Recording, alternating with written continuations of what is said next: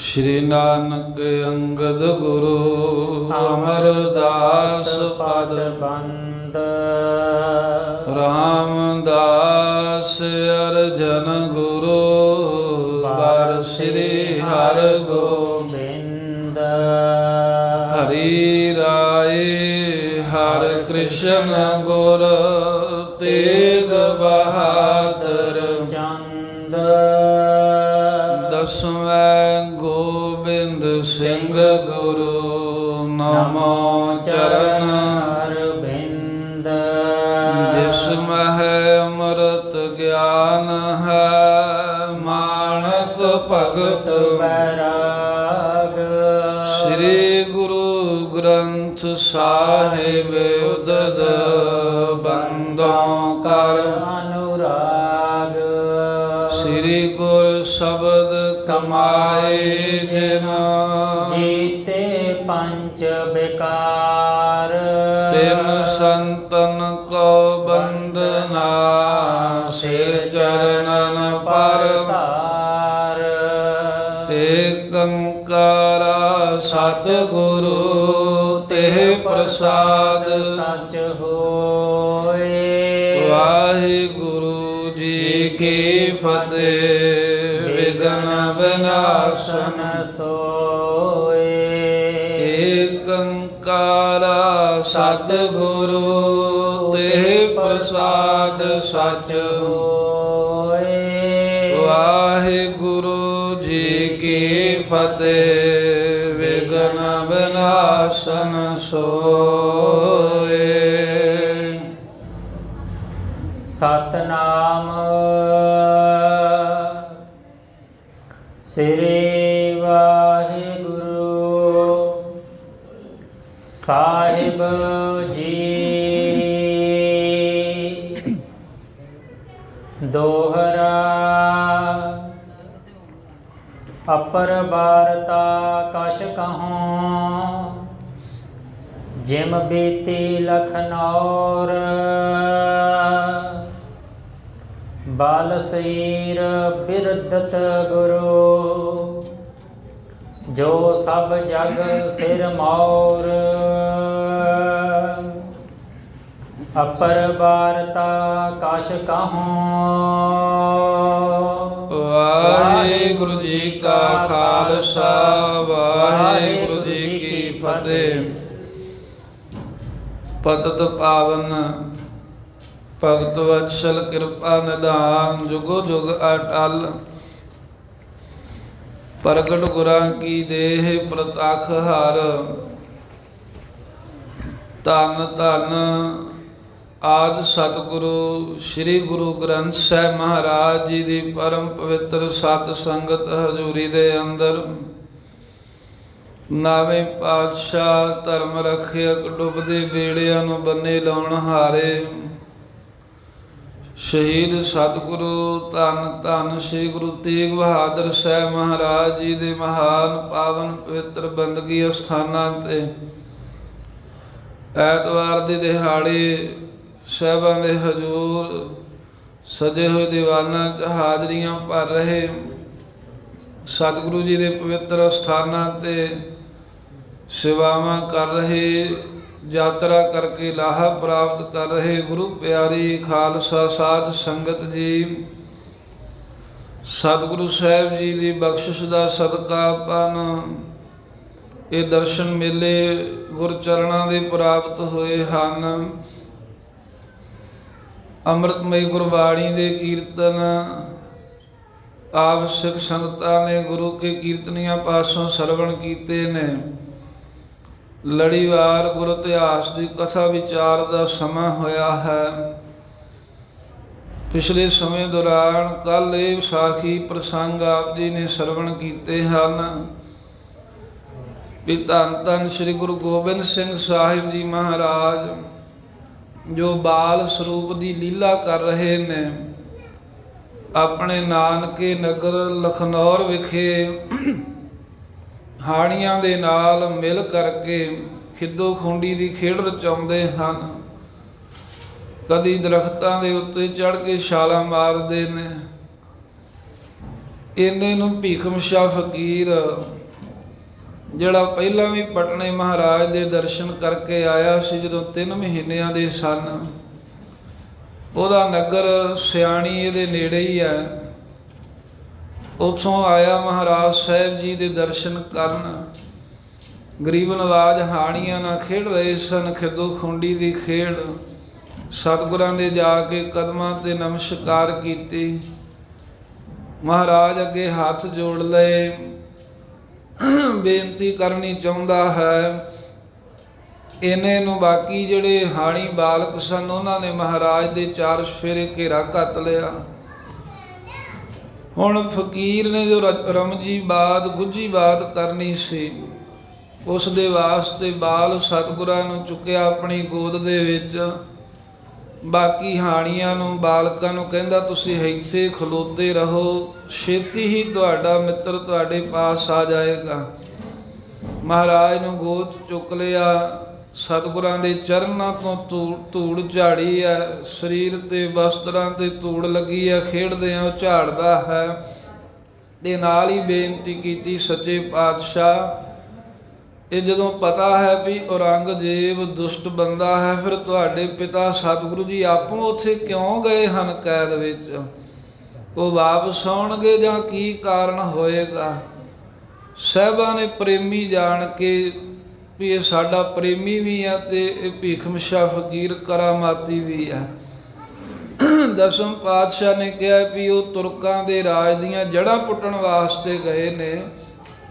ਸਰੀਰ ਤਿਆਗਣ ਦਾ ਸਮਾਂ ਤਾਂ ਉਹਨਾਂ ਦਾ ਨੇੜੇ ਆ ਹੀ ਚੁੱਕਾ ਸੀ, ਪਰ ਉਹ ਠੀਕਰਾ ਹੁਣ ਤੁਰਕਾਂ ਦੇ ਸਿਰ ਤੇ ਭੰਨ ਕੇ, ਜਿਹੜਾ ਗੁਰੂ ਨਾਨਕ ਬਾਬੇ ਸਤਿਗੁਰਾਂ ਦੇ ਕੋਲੋਂ ਇਹਨਾਂ ਰਾਜ ਲਿਆ ਹੈ, ਇਹਨਾਂ ਦੇ ਵੱਡਿਆਂ ਨੇ ਸਤਿਗੁਰਾਂ ਕਿਹਾ ਸੀ ਧਰਮ ਦਾ ਕਰੋਗੇ ਤੇ ਰਾਜ ਕਾਇਮ ਰਹੇਗਾ, ਜਦੋਂ ਬੇਇਨਸਾਫੀ ਸ਼ੁਰੂ ਹੋਊਗੀ ਫਿਰ ਅਸੀਂ ਤੁਹਾਡੇ ਕੋਲ ਰਾਜ ਖੋਹ ਲਵਾਂਗੇ।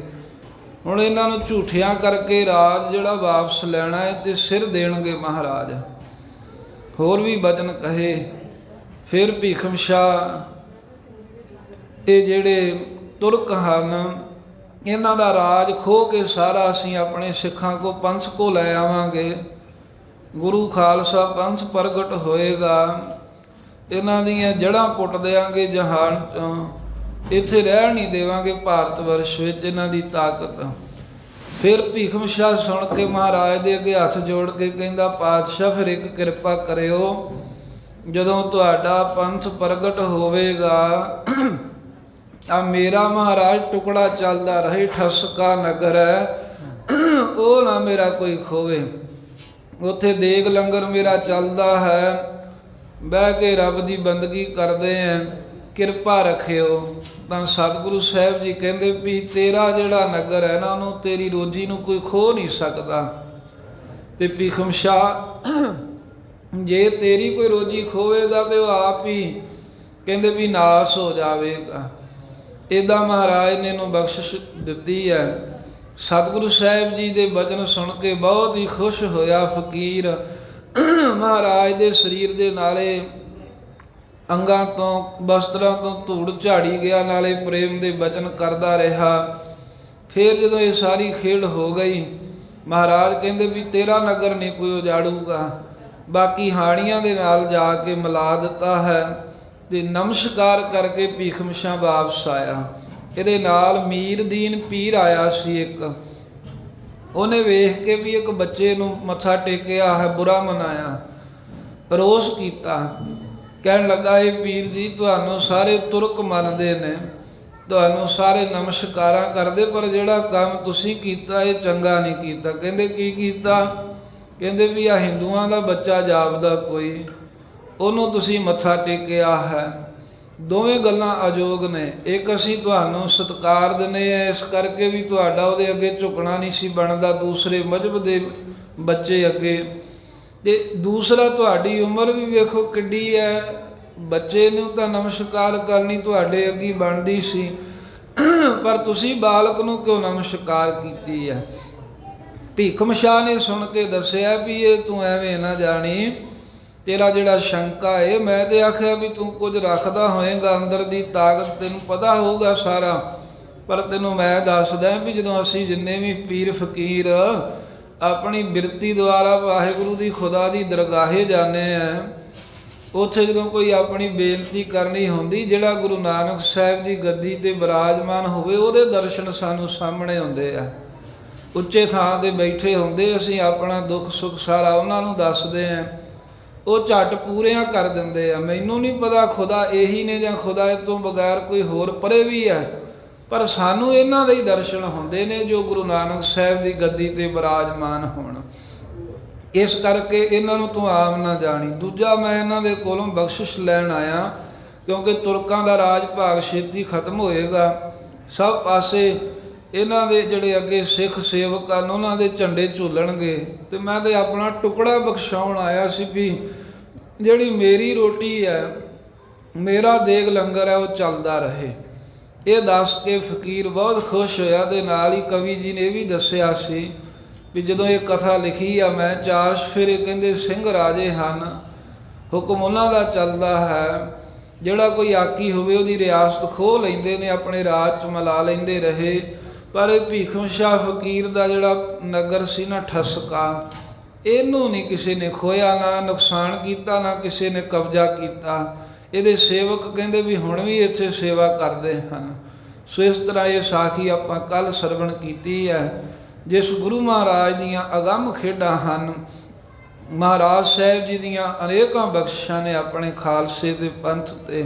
ਆਓ ਉਹਨਾਂ ਸਤਿਗੁਰਾਂ ਦੇ ਹੋਰ ਬਾਲ ਲੀਲਾ ਦੇ ਕੁਝ ਕੌਤਕ, ਬਾਲ ਲੀਲਾ ਦੀਆਂ ਖੇਡਾਂ ਜਿਹੜੀਆਂ ਕੁਝ ਲਖਨਊ ਰਹਿ ਕਰਕੇ ਮਹਾਰਾਜ ਨੇ ਨਾਨਕੇ ਨਗਰ ਕੀਤੀਆਂ, ਇਹ ਆਪਾਂ ਅੱਗੇ ਹੋਰ ਵੀ ਸਰਵਣ ਕਰਾਂਗੇ।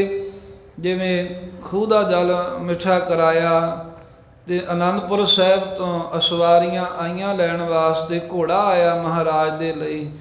ਇਹ ਕਥਾ ਸਰਵਣ ਕਰਨ ਤੋਂ ਪਹਿਲਾਂ ਆਓ ਮਹਾਰਾਜ ਜੀ ਦੇ ਪਵਿੱਤਰ ਚਰਨ ਕਮਲਾਂ ਦਾ ਧਰੀਏ ਧਿਆਨ। ਰਸਨਾ ਕਰੋ ਪਵਿੱਤਰ ਸਾਰੀ ਸੰਗਤ ਹੀ ਆਖੋ ਸਤਨਾਮ ਸ੍ਰੀ ਵਾਹਿਗੁਰੂ ਸਾਹਿਬ ਜੀ। ਸਤਨਾਮ ਸ੍ਰੀ ਵਾਹਿਗੁਰੂ ਸਾਹਿਬ ਜੀ। ਦੋਹਰਾ ਅਪਰ ਬਾਰਤਾ ਕਛ ਕਹੂੰ। ਆ ਭਾਈ ਸੰਤੋਖ ਸਿੰਘ ਜੀ ਕਹਿੰਦੇ ਵੀ ਹੋਰ ਵੀ ਤੁਹਾਨੂੰ ਮੈਂ ਕੋਈ ਵਾਰਤਾ, ਹੋਰ ਕੋਈ ਲਖਨੌਰ ਦੇ ਵਿੱਚ ਜਿਵੇਂ ਮਹਾਰਾਜ ਸਾਹਿਬ ਜੀ ਨੇ ਕੋਈ ਖੇਡ ਕੀਤੀ, ਕੋਈ ਚੋਜ ਕੀਤੇ, ਉਹ ਮੈਂ ਤੁਹਾਨੂੰ ਕਹਿੰਦਾ ਹਾਂ ਗੁਰਸਿੱਖੋ ਸੁਣੋ। ਜਿਮ ਬੀਤੀ ਲਖਨੌਰ। ਜਿਸ ਤਰ੍ਹਾਂ ਦੇ ਨਾਲ ਲਖਨੌਰ ਸ਼ਹਿਰ ਨਗਰ ਦੇ ਵਿੱਚ ਰਹਿੰਦੇ ਆ ਬਤੀਤ ਹੋਇਆ ਸਮਾਂ, ਜਿਵੇਂ ਦਸਮ ਪਾਤਸ਼ਾਹ ਜੀ ਉੱਥੇ ਵਿਚਰਦੇ ਰਹੇ ਹਨ। ਬਲ ਸਰੀਰ ਬ੍ਰਿਧਤ ਗੁਰੂ। ਜਦੋਂ ਲਖਨੌਰ ਵਿੱਚ ਨਿਵਾਸ ਕਰ ਰਹੇ ਨੇ ਤਾਂ ਸਰੀਰ ਵਿੱਚ ਬਲ ਵੀ ਪਾਤਸ਼ਾਹ ਦੇ ਵੱਧ ਰਿਹਾ ਹੈ, ਅੰਗਾਂ 'ਚ ਤਾਕਤ ਆ ਰਹੀ ਹੈ, ਤੇ ਸਰੀਰ ਦਾ ਕੱਦ ਕਾਠ ਵੀ ਕਹਿੰਦੇ ਵੱਧ ਰਿਹਾ ਹੈ ਦਿਨੋਂ ਦਿਨ। ਜਿਵੇਂ ਦੂਜ ਦਾ ਚੰਦਰਮਾ ਵੱਧਦਾ, ਇਸ ਤਰ੍ਹਾਂ ਮਹਾਰਾਜ ਸਾਹਿਬ ਦਾ ਸਰੀਰ ਤੇ ਬਲ ਵੱਧ ਰਿਹਾ ਏ। ਜੋ ਸਭ ਜਗ ਸਿਰ ਮੌਰ। ਜਿਹੜੇ ਗੁਰੂ ਗੋਬਿੰਦ ਸਿੰਘ ਮਹਾਰਾਜ ਸਾਰੇ ਜਗਤ ਦੇ ਸਿਰਮੌਰ ਸ਼੍ਰੋਮਣੀ ਹਨ, ਜਿਨ੍ਹਾਂ ਵਰਗਾ ਜਰਨੈਲ ਸੂਰਵੀਰ ਬਹਾਦਰ ਨਹੀਂ, ਯੋਧਾ ਨਹੀਂ ਕੋਈ ਹੋਇਆ।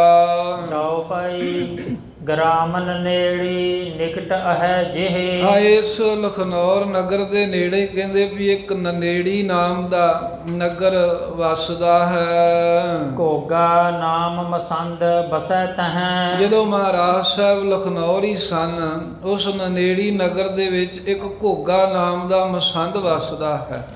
ਮਸੰਦ ਜਿਨ੍ਹਾਂ ਨੂੰ ਵਿਸ਼ੇਸ਼ ਜ਼ਿੰਮੇਵਾਰੀ ਦਿੱਤੀ ਜਾਂਦੀ ਸੀ ਮਹਾਰਾਜ ਦੇ ਸਮੇਂ, ਸੰਗਤ ਨੂੰ ਲੈ ਕੇ ਆਉਣ ਦੀ, ਸੰਗਤ ਨੂੰ ਸਿੱਖੀ ਨਾਲ ਜੋੜਨ ਦੇ ਲਈ, ਉਪਦੇਸ਼ ਦੇਣ ਦੀ, ਕਾਰ ਭੇਟਾ ਗੁਰੂ ਘਰ ਪਹੁੰਚਾਉਣ ਦੀ।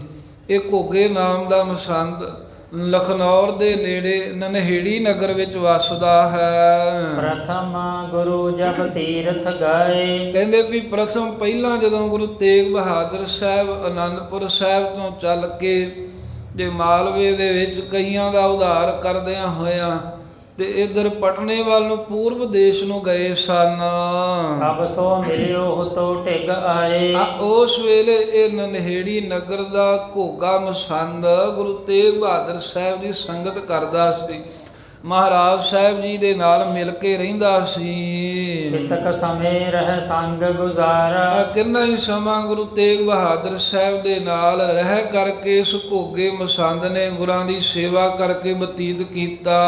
ਦਰਬ ਲੋਭ ਜਿਸ ਹਿਰਦੈ ਮਝਾਰਾ। ਪਰ ਮਸੰਦ ਜਿਹੜੇ ਇਹਨਾਂ ਦੇ ਹੱਥਾਂ 'ਚ ਮਾਇਆ ਬਹੁਤ ਆਉਂਦੀ ਸੀ ਸੰਗਤ ਦੀ। ਸੰਗਤ ਦੀ ਜਿੰਨੀ ਚੜ੍ਹਾਈ ਹੋਈ ਮਾਇਆ ਇਹ ਮਸੰਦਾਂ ਕੋਈ ਆਉਂਦੀ, ਤੇ ਉਹ ਮਾਇਆ ਵੇਖ ਕਰਕੇ ਤੇ ਇਹਦੇ ਮਨ ਵਿੱਚ ਲੋਭ ਆ ਗਿਆ। ਇਹਨੇ ਮਨ ਦੇ ਵਿੱਚ ਲਾਲਚ ਵਧਾ ਲਿਆ ਵੀ ਇਹ ਸਾਰੀ ਮਾਇਆ ਹੈ ਗੁਰੂ ਘਰ ਦੀ ਸੰਗਤ ਦੀ ਮਾਇਆ, ਸਭ ਮੈਂ ਹੀ ਹੜੱਪ ਜਾਵਾਂ। ਮਾਤਾ ਗੁਜਰੀ ਕੀ ਇੱਕ ਦਾਸੀ। ਮਾਇਆ ਨੇ ਐਸੀ ਮੱਤ ਮਾਰੀ ਵੀ ਕੁਝ ਮਾਇਆ ਇਹਨੇ ਜਿਹੜੀ ਸੰਗਤ ਦੀ ਆਈ ਉਹ ਸਭ ਇਕੱਠੀ ਕਰਾ ਲਈ, ਤੇ ਇੱਕ ਦਾਸੀ ਸੇਵਕਾ ਸੀ ਜੋ ਮਾਤਾ ਗੁਜਰੀ ਜੀ ਦੀ ਸੇਵਾ ਕਰਦੇ ਸਨ। ਸੇਵਾ ਕਰਤ ਰਹਿਤ ਨਿਤ ਪਾਸੀ। ਅਨੇਤੀ ਮਾਤਾ ਗੁਜਰੀ ਜੀ ਦੇ ਕੋਲ ਰਹਿ ਕੇ ਉਹਨਾਂ ਦੀ ਸੇਵਾ, ਜਿਵੇਂ ਹੋਰ ਕਈ ਦਾਸੀਆਂ ਸਨ ਉਹਨਾਂ ਦੇ ਵਿੱਚੋਂ ਇੱਕ ਦਾਸੀ ਸੇਵਾ ਜੋ ਕਰਦੀ ਸੀ। ਤੇ ਬਿਰਮਾਏ ਮੂੜ ਲੈ ਗਇਓ। ਇਹ ਮੂਰਖ ਧਨ ਦਾ ਲੋਭ ਲਾਲਚੀ ਜਿਹੜਾ ਪਾਪ ਕਰਮ ਕਰਨ ਵਾਲਾ ਇਹ ਘੋਗਾ ਮਸੰਦ ਉਸ ਦਾਸੀ ਨੂੰ ਬਰਮਾ ਕੇ ਉਹਨੂੰ ਭਰਮਾ ਕੇ ਪੁੱਠੀ ਹੀ ਪੱਟੀ ਪੜਾ ਕੇ ਉਸ ਸੇਵਾ ਦੇ ਵਿੱਚੋਂ ਲੈ ਕੇ ਆਪਣੇ ਘਰੇ ਚਲਾ ਗਿਆ। ਹੁਣ ਪਾਛੇ ਪਛਤਾਵਤ ਭਇਓ। ਇੱਕ ਕਰਮ ਤਾਂ ਕਰ ਬੈਠਾ ਏ ਪਰ ਬਾਅਦ ਵਿੱਚ ਬੜਾ ਪਛਤਾਤਾਪ ਕੀਤਾ। ਇੱਕ ਬੰਦਾ ਪਾਪ ਕਰਦਾ ਹੈ ਫਿਰ ਉਹਦੀ ਪਰਵਾਹ ਨਹੀਂ ਕਰਦਾ। ਇੱਕ ਜੇ ਕੋਈ ਗਲਤੀ ਕਰਕੇ ਪਛਤਾਤਾਪ ਕਰ ਲੈਂਦਾ ਹੈ ਫਿਰ ਵੀ ਉਹਦੇ ਭਾਗ ਚੰਗੇ ਆ ਵੀ ਅੱਗੇ ਵਾਸਤੇ ਸੁਧਰ ਜਾਏ। ਇਹਨੇ ਐਸਾ ਦੁਸ਼ਕਰਮ ਕੀਤਾ ਹੈ ਤਾਂ ਨਹੀਂ ਬਖਸ਼ਣਯੋਗ, ਪਰ ਫਿਰ ਪਛਤਾਤਾਪ ਕੀਤਾ ਵੀ ਜਿੱਥੋਂ ਮੈਨੂੰ ਸਭ ਬਖਸ਼ਾਂ ਹੋਈਆਂ ਸਨ ਉੱਥੇ ਮੈਂ ਕਿਹੋ ਜਿਹਾ ਕਰਮ ਕਰਕੇ ਆਇਆ ਹਾਂ। ਜਬ ਲਖਨੌਰ ਗੁਰੂ ਚੱਲ ਆਏ। ਇੱਕ ਦਿਨ ਹੁਣ ਜਦੋਂ ਲਖਨੌਰ ਆਪਣੇ ਨਾਨਕੇ ਨਗਰ ਗੁਰੂ ਗੋਬਿੰਦ ਸਿੰਘ ਮਹਾਰਾਜ ਪਟਨੇ ਤੋਂ ਚੱਲ ਕੇ ਆਏ, ਇੱਥੇ ਕੁਝ ਖੇਡਾਂ ਕੀਤੀਆਂ ਮਹਾਰਾਜ ਨੇ। ਸੁਨ ਕਰ ਚਹਿਤ ਲਿਓ ਬਖਸ਼ਾਏ। ਇਹਨੂੰ ਪਤਾ ਲੱਗਾ ਵੀ ਮੇਰੇ ਨੇੜੇ ਹੀ ਤਾਂ ਹੁਣ ਮਹਾਰਾਜ ਆਏ ਨੇ, ਵੀ ਇਹ ਵੀ ਤਾਂ ਗੁਰੂ ਤੇਗ ਬਹਾਦਰ ਸਾਹਿਬ ਦੇ ਸਾਹਿਬਜ਼ਾਦੇ ਉਹਨਾਂ ਦਾ ਹੀ ਰੂਪ ਹੈ। ਵੀ ਮਹਾਰਾਜ ਗੁਰੂ ਤੇਗ ਬਹਾਦਰ ਸਾਹਿਬ ਤੇ ਹੁਣ ਇਸ ਵੇਲੇ ਦਿੱਲੀ ਵਿੱਚ ਕੈਦ ਵਿੱਚ ਪਏ ਹਨ, ਉੱਥੇ ਤਾਂ ਜਾ ਨਹੀਂ ਹੋਣਾ ਪਰ ਲਖਨੌਰ ਨੇੜੇ ਹੈ। ਨਾਲੇ ਇਹ ਸਾਹਿਬਜ਼ਾਦੇ ਗੁਰੂ ਤੇਗ ਬਹਾਦਰ ਸਾਹਿਬ ਦਾ ਹੀ ਰੂਪ ਹਨ। ਇਹਨਾਂ ਦੀ ਵਡਿਆਈ ਦੇ ਬੜੇ ਬਚਨ ਸੁਣੇ ਨੇ ਵੀ ਅਗੰਮੀ ਖੇਡਾਂ ਨੇ, ਕਰਾਮਾਤੀ ਨੇ, ਸ਼ਕਤੀਆਂ ਵਾਲੇ ਬਚਨ ਨੇ ਜੋ ਸੁਭਾਵਿਕ ਕਹਿ ਦਿੰਦੇ ਉਹ ਪੂਰਾ ਹੋ ਜਾਂਦਾ ਹੈ। ਇਹ ਸਾਰਾ ਕੁਝ ਵਿਚਾਰ ਕੇ ਇਹ ਜਿਹੜਾ ਘੋਗਾ ਮਸੰਦ ਹੈ ਇਹ ਚਾਹੁੰਦਾ ਹੈ ਵੀ ਮਹਾਰਾਜ ਦੇ ਸਾਹਿਬਜ਼ਾਦੇ ਕੋਲੋਂ ਮੈਂ ਆਪਣੀ ਭੁੱਲ ਬਖਸ਼ਾ ਲਵਾਂ। ਖੇਲਤ ਹੁਤੇ ਬ੍ਰਿੰਦ ਮਿਲ ਬਾਲ। ਆਏ ਚੱਲ ਕੇ ਲਖਨੌਰ ਆਇਆ ਤਾਂ ਸਤਿਗੁਰੂ ਸਾਹਿਬ ਆਪਣੇ ਹਾਣੀਆਂ ਬਾਲਕਾਂ ਦੇ ਨਾਲ ਮਿਲ ਕੇ ਨਗਰ ਤੋਂ ਬਾਹਰ ਉਸ ਵੇਲੇ ਖੇਡਾਂ ਖੇਡ ਰਹੇ ਸਨ। ਤਹਾਂ ਆਨ ਦਰਸੇ ਤਤਕਾਲ। ਨਗਰ ਨਨਹੇੜੀ ਤੋਂ ਆ ਕੇ ਛੇਤੀ ਹੀ ਇਹਨੇ ਗੁਰੂ ਸਾਹਿਬ ਜੀ ਦੇ ਉੱਥੇ ਦਰਸ਼ਨ ਕੀਤੇ ਜਿੱਥੇ ਆਪਣੇ ਮਿੱਤਰਾਂ ਨਾਲ ਖੇਡਾਂ ਖੇਡ ਰਹੇ ਨੇ ਖਿੱਦੋ ਖੁੰਡੀ ਦੀਆਂ। ਹੱਥ ਜੋਰ ਨਿਜ ਅਰਜ਼ ਗੁਜ਼ਾਰੀ। ਮਹਾਰਾਜ ਸਾਹਿਬ ਦੇ ਅੱਗੇ ਹੋ ਗਿਆ ਇਹ ਘੋਗਾ ਮਸੰਦ।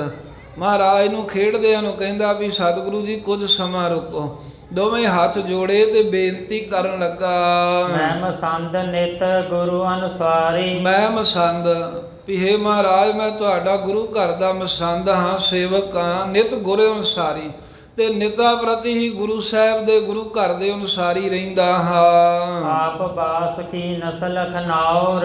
ਇਹ ਹੁਣ ਸਿੱਧੀ ਗੱਲ ਦੱਸਦਾ ਨਹੀਂ ਪਰ ਚਾਹੁੰਦਾ ਹੈ ਨਾ ਬਖਸ਼ਾਉਣਾ। ਕਹਿੰਦਾ ਮੇਰੀ ਭਾਵਨਾ ਹੈ ਵੀ ਤੁਸੀਂ ਮੇਰੇ ਲਾਗੇ ਆ ਲਖਨੌਰ ਨਗਰ ਵਿੱਚ ਰਹਿ ਰਹੇ ਹੋ, ਕੁਝ ਦਿਨਾਂ ਦੇ ਇੱਥੇ ਨਿਵਾਸ ਕੀਤਾ ਹੈ। ਨਹਿ ਰਹਿਬੇ ਕੀ ਨੀਕੀ ਠੌਰ। ਕਹਿੰਦਾ ਮਹਾਰਾਜ ਇਹ ਕੋਈ ਰਹਿਣ ਵਾਲੀ ਕੋਈ ਚੰਗੀ ਜਗ੍ਹਾ ਥੋੜੀ ਹੈ ਜਿੱਥੇ ਤੁਸੀਂ ਲਖਨੌਰ ਵਿੱਚ ਰਹਿ ਰਹੇ ਹੋ। ਅਲਪ ਸਥਾਨ ਅਜਰ ਮਹਿ ਜਿਨਕੇ। ਜਿਸ ਦੇ ਘਰ ਵਿੱਚ ਤੁਸੀਂ ਰਹਿ ਰਹੇ ਹੋ ਛੋਟਾ ਜਿਹਾ ਉਹਦਾ ਥਾਂ ਹੈ, ਥੋੜਾ ਜਿਹਾ ਵਿਹੜਾ ਹੈ, ਨਾ ਖੇਡਣ ਵਾਸਤੇ ਵਿਚਰਨ ਵਾਸਤੇ ਘਰ ਦਾ ਵਿਹੜਾ ਵੀ ਥਾਂ ਵੀ ਨਹੀਂ ਖੁੱਲਾ। ਕੋਠੇ ਛੱਤ ਛੋਟੇ ਥਲ ਤਿਨਕੇ। ਤੇ ਜਿਸ ਤੁਸੀਂ ਮਹਾਰਾਜ ਸੇਵਕ ਦੇ ਘਰ ਵਿੱਚ ਰਹਿ ਰਹੇ ਹੋ, ਉਹਦੇ ਜਿਹੜੇ ਕੋਠੇ ਦੀਆਂ ਛੱਤਾਂ ਹਨ ਉਹ ਵੀ ਨੀਵੀਆਂ ਨੀਵੀਆਂ ਨੇ, ਥੱਲਿਓਂ ਵੀ ਨੀਵੇਂ ਜੇ ਨੇ, ਉੱਤੋਂ ਵੀ ਨੀਵੇਂ ਜੇ ਹਨ। ਚੰਗੀ ਤਰ੍ਹਾਂ ਉਹਦੇ ਵਿੱਚ ਖੁੱਲ ਕੇ ਬੰਦਾ ਵਿਚਰ ਵੀ ਨਹੀਂ ਸਕਦਾ। ਮਾਮ ਘਰ ਮਹਿ ਕਰੁਣਾ ਕਰ ਚੱਲੋ। ਮਹਾਰਾਜ ਕਿਰਪਾ ਕਰੋ, ਤਰਸ ਕਰੋ, ਮੇਰੇ ਘਰ ਚਲੋ ਸਤਿਗੁਰੂ ਜੀ ਇੱਥੋਂ ਆਪ। ਸਮਾਂ ਬਿਤਾਵੋ ਬਸ ਥਲ ਭਲੋ। ਆ ਸੋਹਣਾ ਭਲਾ ਥਾਂ ਹੈ, ਤੁਹਾਡੇ ਰਹਿਣ ਦੇ ਯੋਗ ਜਗ੍ਹਾ ਹੈ, ਉੱਥੇ ਕੁਝ ਸਮਾਂ ਆਪ ਜੀ ਵਸ ਕੇ ਬਤੀਤ ਕਰੋ। ਸੁਨ ਗੁਰ ਕਹਿਤ ਭਾਉ ਨਾ ਪਿਆਨਾ।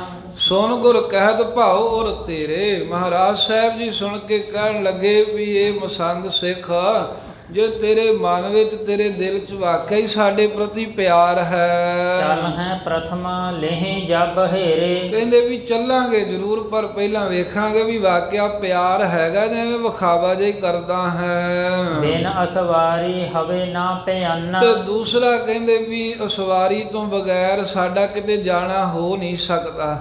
ਅਨੰਦਪੁਰ ਸਾਹਿਬ ਸੁਨੇਹਾ ਭੇਜਿਆ ਹੋਇਆ ਹੈ, ਉੱਥੋਂ ਸਾਡੇ ਲਈ ਘੋੜਾ ਆਵੇਗਾ, ਉਹ ਜਦੋਂ ਆਵੇਗਾ ਫੇਰ ਤੇਰਾ ਪ੍ਰੇਮ ਵੇਖ ਕੇ ਚੱਲ ਪਵਾਂਗੇ। ਪਹੁੰਚੇ ਜਬ ਹੂੰ ਆਏ ਟਿਕਾਨਾ। ਆ ਜਦੋਂ ਘੋੜਾ ਮਹਾਰਾਜ ਜੀ ਕਹਿੰਦੇ ਆਨੰਦਪੁਰ ਤੋਂ ਸਾਡੇ ਮਾਮਾ ਜੀ ਲੈ ਕੇ ਆਉਣਗੇ ਇੱਥੇ ਲਖਨੌਰ, ਉੱਤੇ ਸਵਾਰ ਹੋ ਕੇ ਅਸੀਂ ਪਹੁੰਚਾਂਗੇ ਤੇਰੇ ਨਗਰ ਨਨਹੇੜੀ, ਤੇਰੇ ਘਰ ਵਿੱਚ।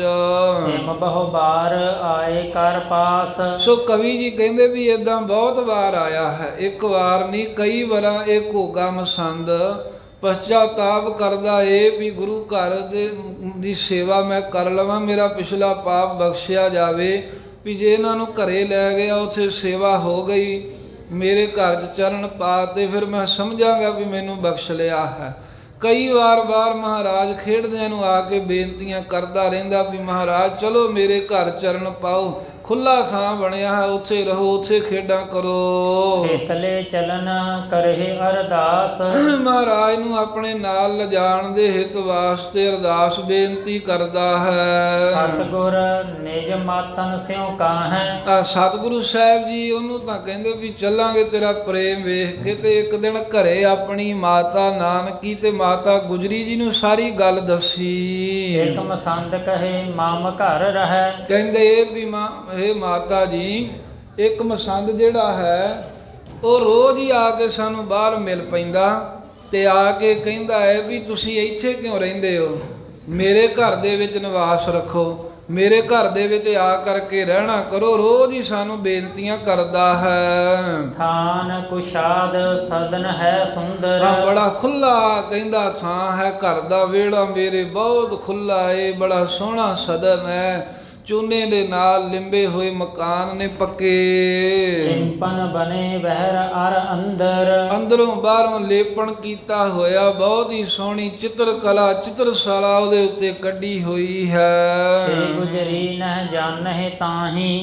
ਜਦੋਂ ਮਹਾਰਾਜ ਸਾਹਿਬ, ਵਾਹਿਗੁਰੂ ਆਵਾਜ਼ ਆ ਜਾਂਦੀ ਹੈ ਇੱਥੋਂ ਤੁਹਾਡੀ, ਪੜੋ। ਸ੍ਰੀ ਗੁਜਰੀ ਨਹਿ ਜਾਣਹਿ ਤਾਹੀ। ਆ ਸ੍ਰੀ ਮਾਤਾ ਗੁਜਰੀ ਜੀ ਉਸ ਨੂੰ ਜਾਣਦੇ ਨਹੀਂ ਸਨ, ਉਹਨਾਂ ਨੂੰ ਨਹੀਂ ਪਤਾ ਵੀ ਇਹ ਘੋਗਾ ਕੀ ਕਰਤੂਤ ਕਰਕੇ ਗਿਆ ਪਹਿਲਾਂ, ਉਸ ਦੇ ਨਾਲ ਜਾਣ ਪਛਾਣ ਨਾ ਹੋਣ ਕਰਕੇ ਸੁਤ ਸਨ ਭਨਤ ਚਲਨ ਅਬ ਨਾਹੀ। ਆਪਣੇ ਸਾਹਿਬਜ਼ਾਦੇ ਗੁਰੂ ਗੋਬਿੰਦ ਸਿੰਘ ਜੀ ਨੂੰ ਕਹਿੰਦੇ ਨੇ, ਹੇ ਗੁਰੂ ਗੋਬਿੰਦ ਸਿੰਘ ਜੀ, ਆਪਾਂ ਜਾਣਦੇ ਨਹੀਂ ਉਹਨੂੰ, ਤੇ ਨਾਲੇ ਹਾਲਾਂ ਇੱਥੋਂ ਨਹੀਂ ਆਪਾਂ ਕਿਤੇ ਜਾਣਾ ਲਖਨੌਰ ਤੋਂ। ਨਿਮ ਕੇਤਿਕ ਦਿਨ ਬੀਤੇ ਜਬ। ਏਦਾਂ ਕਰਦੇ ਆ ਜਦੋਂ ਕਿੰਨੇ ਹੀ ਦਿਨ ਲੰਘ ਗਏ, ਬਤੀਤ ਹੋ ਗਏ। ਜਲ ਮੀਠੋ ਲਖਨੌਰ ਨਾ ਸਭੈ। ਆ ਲਖਨੌਰ ਦੇ ਵਿੱਚ ਸਾਰੇ ਪਾਸੇ ਜਿਹੜਾ ਜਲ ਸੀ ਛਕਾਉਣ ਵਾਲਾ ਕੋਈ ਬਹੁਤਾ ਮਿੱਠਾ ਨਹੀਂ ਸੀ, ਨਿਰਮਲ ਜਲ ਨਹੀਂ ਸੀ। ਪਾਨ ਕਰਤ ਗੁਰ ਕੇਤਕ ਬਾਰੀ। ਕਈ ਵਾਰਾਂ ਜਦੋਂ ਪਿਆਸ ਲੱਗਣੀ, ਮਹਾਰਾਜ ਨੇ ਜਲ ਮੰਗਣਾ, ਮਾਤਾ ਨੇ ਪਾਣੀ ਦੇਣਾ, ਤੇ ਪੀਂਦਿਆਂ ਹੋਇਆਂ ਪਾਣੀ ਮਹਾਰਾਜ ਨੇ ਕਹਿਣਾ, ਕਹੈ ਅਹੈ ਖਾਰੀ ਇਹ ਬਾਰੀ। ਕਹਿੰਦੇ ਮਾਤਾ ਜੀ ਆ ਜਿਹੜਾ ਪਾਣੀ ਤੁਸੀਂ ਰੋਜ਼ ਹੀ ਸਾਨੂੰ ਪਿਆਉਂਦੇ ਹੋ ਨਾ, ਖਾਰਾ ਹੈ, ਸਾਨੂੰ ਚੰਗਾ ਨਹੀਂ ਲੱਗਦਾ ਪੀਣ ਵਿੱਚ। ਆਸੋ ਸਵਾਦ ਨਾ ਪੀਵਨ ਨਾ ਹੀ ਇਹ ਪਾਣੀ ਨਿਰਮਲ ਮਿੱਠਾ ਹੈ ਤੇ ਨਾ ਹੀ ਪੀਣ ਵਿੱਚ ਇਹਦਾ ਸਵਾਦ ਚੰਗਾ, ਕੌੜਾ ਜਿਹਾ ਕਸੈਲਾ ਜਿਹਾ ਲੱਗਦਾ ਏ, ਪੀਣ ਨੂੰ ਚੇਤੀ ਨਹੀਂ ਕਰਦਾ। ਮਦਰ ਇਹਾਂ ਕੋ ਕੂਪ ਨ ਪਿਖੈ। ਆ ਇੱਥੇ ਕਿਤੇ ਵੀ 4 ਸਫੇਰੇ ਨਗਰ ਚ ਹੋਰ ਵੀ ਕਈ ਖੂਹਾਂ ਤੇ ਜਾ ਕੇ ਅਸੀਂ ਪਾਣੀ ਪੀ ਕੇ ਵੇਖਿਆ, ਮਿੱਠਾ ਹੀ ਨਹੀਂ ਹੈ, ਸਾਰਾ ਹੀ ਕੌੜਾ ਪਾਣੀ ਹੈ। ਸੁਣ ਗੁਜ਼ਰੀ ਚਿਤ ਚਿੰਤ ਉਪਾਵੈ। ਜਦੋਂ ਮਹਾਰਾਜ ਸਾਹਿਬ ਜੀ ਜਲ ਛਕਦੇ ਆ, ਹਰ ਵਾਰੀ ਮਾਂ ਨੂੰ ਕਹਿ ਦਿੰਦੇ, ਮਾਤਾ ਪਾਣੀ ਸਾਨੂੰ ਨਹੀਂ ਇੱਥੋਂ ਦਾ ਚੰਗਾ ਲੱਗਦਾ। ਇਹ ਸੁਣ ਸੁਣ ਕੇ ਮਾਤਾ ਗੁਜਰੀ ਚਿੱਤ ਵਿੱਚ ਬਹੁਤੀ ਚਿੰਤਾ ਉਪਜਾਉਂਦੇ ਪੈਦਾ ਕਰਦੇ ਹਨ। ਹਸਨਹਿ ਹੋਏ ਅਪਰ ਥਲ ਜਾਵੈ। ਇਹ ਸੋਚਦੇ ਐ ਵੀ ਏਦਾਂ ਨਾ ਹੋਵੇ ਵੀ ਇੱਕ ਤਾਂ ਉਹ ਮਸੰਦ ਵੀ ਆਉਂਦਾ, ਦੂਸਰਾ ਇੱਥੋਂ ਦਾ ਇਹ ਕਹਿੰਦੇ ਪਾਣੀ ਵੀ ਮਿੱਠਾ ਨਹੀਂ, ਵੀ ਨਿਰਾਸ਼ ਜੇ ਹੋ ਕੇ ਕਹਿਣ ਵੀ ਅਸੀਂ ਇੱਥੇ ਰਹਿਣਾ ਹੀ ਨਹੀਂ ਹੈ, ਹੋਰ ਕਿਸੇ ਥਾਂ ਹੀ ਨਾ ਚਲੇ ਜਾਣ। ਗੁਰੂ ਗੋਬਿੰਦ ਸਿੰਘ ਜੀ ਜੇਠੇ ਸੰਗ ਬੂਝਣਾ ਠਾਨੀ। ਆ ਜਿਹੜਾ ਲਖਨੌਰ ਦਾ ਸਿੱਖ ਸੀ ਜੇਠਾ ਮਸੰਦ, ਜਿਹੜਾ ਮਹਾਰਾਜ ਸਾਹਿਬ ਦੇ ਪਰਿਵਾਰ ਦੀ ਸੇਵਾ ਕਰ ਰਿਹਾ ਹੈ, ਜਿਹਦੇ ਘਰ ਦੇ ਵਿੱਚ ਮਾਤਾ ਜੀ ਰਹਿ ਰਹੇ ਨੇ, ਉਹਨੂੰ ਪੁੱਛਣਾ ਕੀਤਾ, ਹੈ ਭਾਈ ਗੁਰਸਿੱਖਾ, ਨੀਕੋ ਅਹੈ ਕਿ ਨਹਿਕਿਤ ਪਾਣੀ। ਕਿ ਇਹ ਸਾਰੇ ਨਗਰ ਵਿੱਚ ਕਿਤੇ ਪਾਣੀ ਚੰਗਾ ਪੀਣ ਯੋਗ ਹੈਗਾ ਹੈ ਜਾਂ ਨਹੀਂ ਹੈ? ਰੁਚੇ ਨਹੀਂ ਇਹ ਸਾਹਿਬ ਜ਼ਾਦੇ। ਆ ਜਿਹੜਾ ਪਾਣੀ ਹੈ ਤੇਰੇ ਘਰ ਦੇ ਨੇੜੇ, ਸਾਹਿਬਜ਼ਾਦੇ ਨੂੰ ਚੰਗਾ ਨਹੀਂ ਲੱਗਦਾ, ਰੁਚੀ ਦੇ ਨਾਲ ਪੀਂਦਾ ਛਕਦਾ ਹੀ ਨਹੀਂ ਇਸ ਦੇ ਤਾਈ। ਸਭ ਕੋ ਲਗੇ ਨਹੀਂ ਕੁਛ ਸਵਾਦੇ। ਹਾਂ, ਕੱਲਾ ਉਹਨੂੰ ਹੀ ਨਹੀਂ, ਸਾਨੂੰ ਵੀ ਸਵਾਦ ਨਹੀਂ ਲੱਗਦਾ, ਐਵੇਂ ਪਿਆਸ ਲੱਗੀ ਤੋਂ ਪੀਣਾ ਪੈਂਦਾ, ਪਰ ਪਾਣੀ ਜਿਹੜਾ ਕੌੜਾ ਹੈ ਇਹਦੇ ਵਿੱਚ ਕੋਈ ਮਿਠਾਸ ਨਹੀਂ ਹੈ। ਜੋਰ ਹਾਥ ਤਿੰਨ ਭਨੇ ਉਸ ਨਾਰੀ। ਮਾਤਾ ਗੁਜਰੀ ਜੀ ਦੇ ਕੋਲੋਂ ਸੁਣ ਕੇ ਜੇਠਾ ਮਸੰਦ ਗੁਰੂ ਕਾ ਸਿੱਖ ਹੱਥ ਜੋੜ ਕੇ ਕਹਿਣ ਲੱਗਾ, ਕਿਰਪਾ ਤੁਮਾਰੀ ਜੇ ਹੋਏ ਜਾਏ। ਹਾਂ ਮਾਤਾ ਜੀ, ਇਹ ਤਾਂ ਠੀਕ ਹੈ ਵੀ ਪਾਣੀ ਮਿੱਠਾ ਨਹੀਂ, ਪਰ ਜੇ ਤੁਹਾਡੀ ਕਿਤੇ ਕਿਰਪਾ ਹੋ ਜਾਵੇ ਨਾ, ਤੁਸੀਂ ਰਹਿਮਤ ਕਰ ਦਿਓ। ਭਲੇ ਬਾਕ ਤੇ ਮੀਠੋ ਹੋਏ। ਤੁਹਾਡੇ ਤਾਂ ਵਚਨ ਕਰਨ ਦੇ ਨਾਲ ਹੀ ਪਾਣੀ ਮਿੱਠਾ ਹੋ ਸਕਦਾ ਹੈ, ਨਿਰਮਲ ਸ਼ੁੱਧ ਹੋ ਸਕਦਾ ਏ। ਪਾਨ ਕਰੇ ਸਵਾਦਲ ਸਭ ਤੇ ਕੋਈ। ਫਿਰ ਸਾਰੇ ਹਰ ਕੋਈ ਵੇਖੋ, ਤੁਸੀਂ ਵੀ, ਤੁਹਾਡਾ ਸਾਹਿਬਜ਼ਾਦਾ ਵੀ, ਬਾਕੀ ਨਗਰ ਦੇ ਲੋਕ ਵੀ ਸਵਾਦਲਾ ਮਿੱਠਾ ਪਾਣੀ ਰੱਜ ਰੱਜ ਕੇ ਪੀਆ ਕਰਨਗੇ, ਕਿਉਂਕਿ ਪਾਣੀ ਤਾਂ ਇਹ ਜੀਵਨ ਹੈ ਮਨੁੱਖ ਦਾ। ਕਿਸੇ ਕੂਪ ਕੋ ਮਦਰ ਨ ਆਹੈ। ਤੇ ਬਾਕੀ ਮਾਤਾ ਜੀ ਸਾਰੇ ਲਖਨੌਰ ਵਿੱਚ ਜਿੰਨੇ ਵੀ ਖੂਹ ਵਗਦੇ ਨੇ, ਕਿਸੇ ਦਾ ਵੀ ਪਾਣੀ ਬਹੁਤਾ ਮਿੱਠਾ ਪਿਆਰਾ ਨਹੀਂ ਛਕਣ ਵਿੱਚ। ਇਹ ਬਿਨਤੀ ਸਗਰੇ ਨਰ ਕਾ ਹੈ। ਆਏ ਨਗਰ ਦੇ ਵੀ ਸਾਰੇ ਮਨੁੱਖ ਤੁਹਾਡੇ ਤੋਂ ਪਹਿਲਾਂ ਵੀ ਮੈਨੂੰ ਇਹ ਬੇਨਤੀਆਂ ਕਹਿੰਦੇ ਹੁੰਦੇ ਸਨ ਵੀ ਮਾਤਾ ਜੀ ਆਏ ਨੇ, ਮਹਾਰਾਜ ਸਾਹਿਬ ਦਾ ਪਰਿਵਾਰ ਆਇਆ, ਵੀ ਉਹਨਾਂ ਨੂੰ ਬੇਨਤੀ ਕਰਕੇ ਕੋਈ ਜਾਲੀ ਇੱਥੇ ਮਿੱਠਾ ਪ੍ਰਗਟ ਕਰ ਲਈਏ, ਕਿਉਂਕਿ ਸੁਣਿਆ ਹੈ ਵੀ ਮਹਾਰਾਜ ਸਾਹਿਬ ਜਿੱਥੇ ਜਾਂਦੇ ਜਲ ਦੀ ਕੋਈ ਬੇਨਤੀ ਕਰਦਾ, ਉੱਥੇ ਮਿੱਠਾ ਜਲ ਪ੍ਰਗਟ ਕਰ ਦਿੰਦੇ ਹਨ। ਤੇ ਇਹ ਮਾਤਾ ਜੀ ਪਹਿਲਾਂ ਹੀ ਨਗਰ ਲਖਨੌਰ ਦੇ ਲੋਕ ਤਾਂ ਮੈਨੂੰ ਕਹਿੰਦੇ ਹੀ ਸਨ ਵੀ ਮਾਤਾ ਜੀ ਨੂੰ ਬੇਨਤੀ ਕਰੀਏ ਵੀ ਜਲ ਮਿੱਠਾ ਹੋ ਜਾਵੇ, ਐਸਾ ਕੋਈ ਬਚਨ ਕਰ ਦਿਓ। ਸੁਨ ਗੁਜਰੀ ਨਹਿ ਜਾਣਿਓ ਪਾਣੀ। ਜਦੋਂ ਮਾਤਾ ਗੁਜਰੀ ਜੀ ਨੇ ਸੁਣਿਆ ਵੀ, ਜਾਣਿਆ ਵੀ ਇਸ ਨਗਰ ਵਿੱਚ ਕਿਤੇ ਵੀ ਪੀਣ ਯੋਗ ਪਾਣੀ ਨਹੀਂ ਰੁਚੀ ਅਨੁਸਾਰ, ਨੰਦਨ ਦਿਸ਼ ਤੇ ਚਿੰਤ ਮਹਾਨੀ। ਆਪਣੇ ਸਾਹਿਬਜ਼ਾਦੇ ਗੁਰੂ ਗੋਬਿੰਦ ਸਿੰਘ ਵੱਲ ਵੇਖ ਕੇ ਬਹੁਤ ਚਿੰਤਾ ਕਰਦੇ ਹਨ, ਜਦੋਂ ਉਹ ਪਾਣੀ ਪੀਂਦੇ ਨਹੀਂ ਰੁਚੀ ਨਾਲ। ਬਹੁਰ ਗ੍ਰਾਮ ਕੇ ਜੇ ਨਰ ਨਾਰੀ। ਹਾਂ, ਬਾਕੀ ਹੋਰ ਵੀ ਜਿਹੜੇ ਨਗਰ ਦੇ ਨਰ ਨਾਰੀ ਮਾਈ ਭਾਈ ਜਿੰਨੇ ਵੀ ਲਖਨੌਰ ਵਿੱਚ ਵੱਸਦੇ ਨੇ, ਸਭ ਪੀਵਤ ਖਾਰੀ ਆਸ ਬਾਰੀ। ਮਾਤਾ ਦੇ ਮਨ ਵਿੱਚ ਐਸਾ ਖਿਆਲ ਆਇਆ ਵੀ ਸਾਡਾ ਸਾਹਿਬਜ਼ਾਦਾ, ਇਹਨੂੰ ਵੀ ਪਾਣੀ ਨਹੀਂ ਚੰਗਾ ਲੱਗਦਾ, ਫਿਰ ਇਹ ਵਿਚਾਰੇ ਜਿਹੜੇ ਲੋਕ ਇੱਥੇ ਵੱਸਦੇ ਆ, ਇਹਨਾਂ ਦੇ ਵੀ ਤੇ ਬੱਚੇ ਹੋਣਗੇ, ਇਹ ਵੀ ਤਾਂ ਔਖੇ ਹੀ ਹੁੰਦੇ ਨੇ ਨਾ ਪਾਣੀ ਖਾਰਾ ਪੀ ਕਰਕੇ।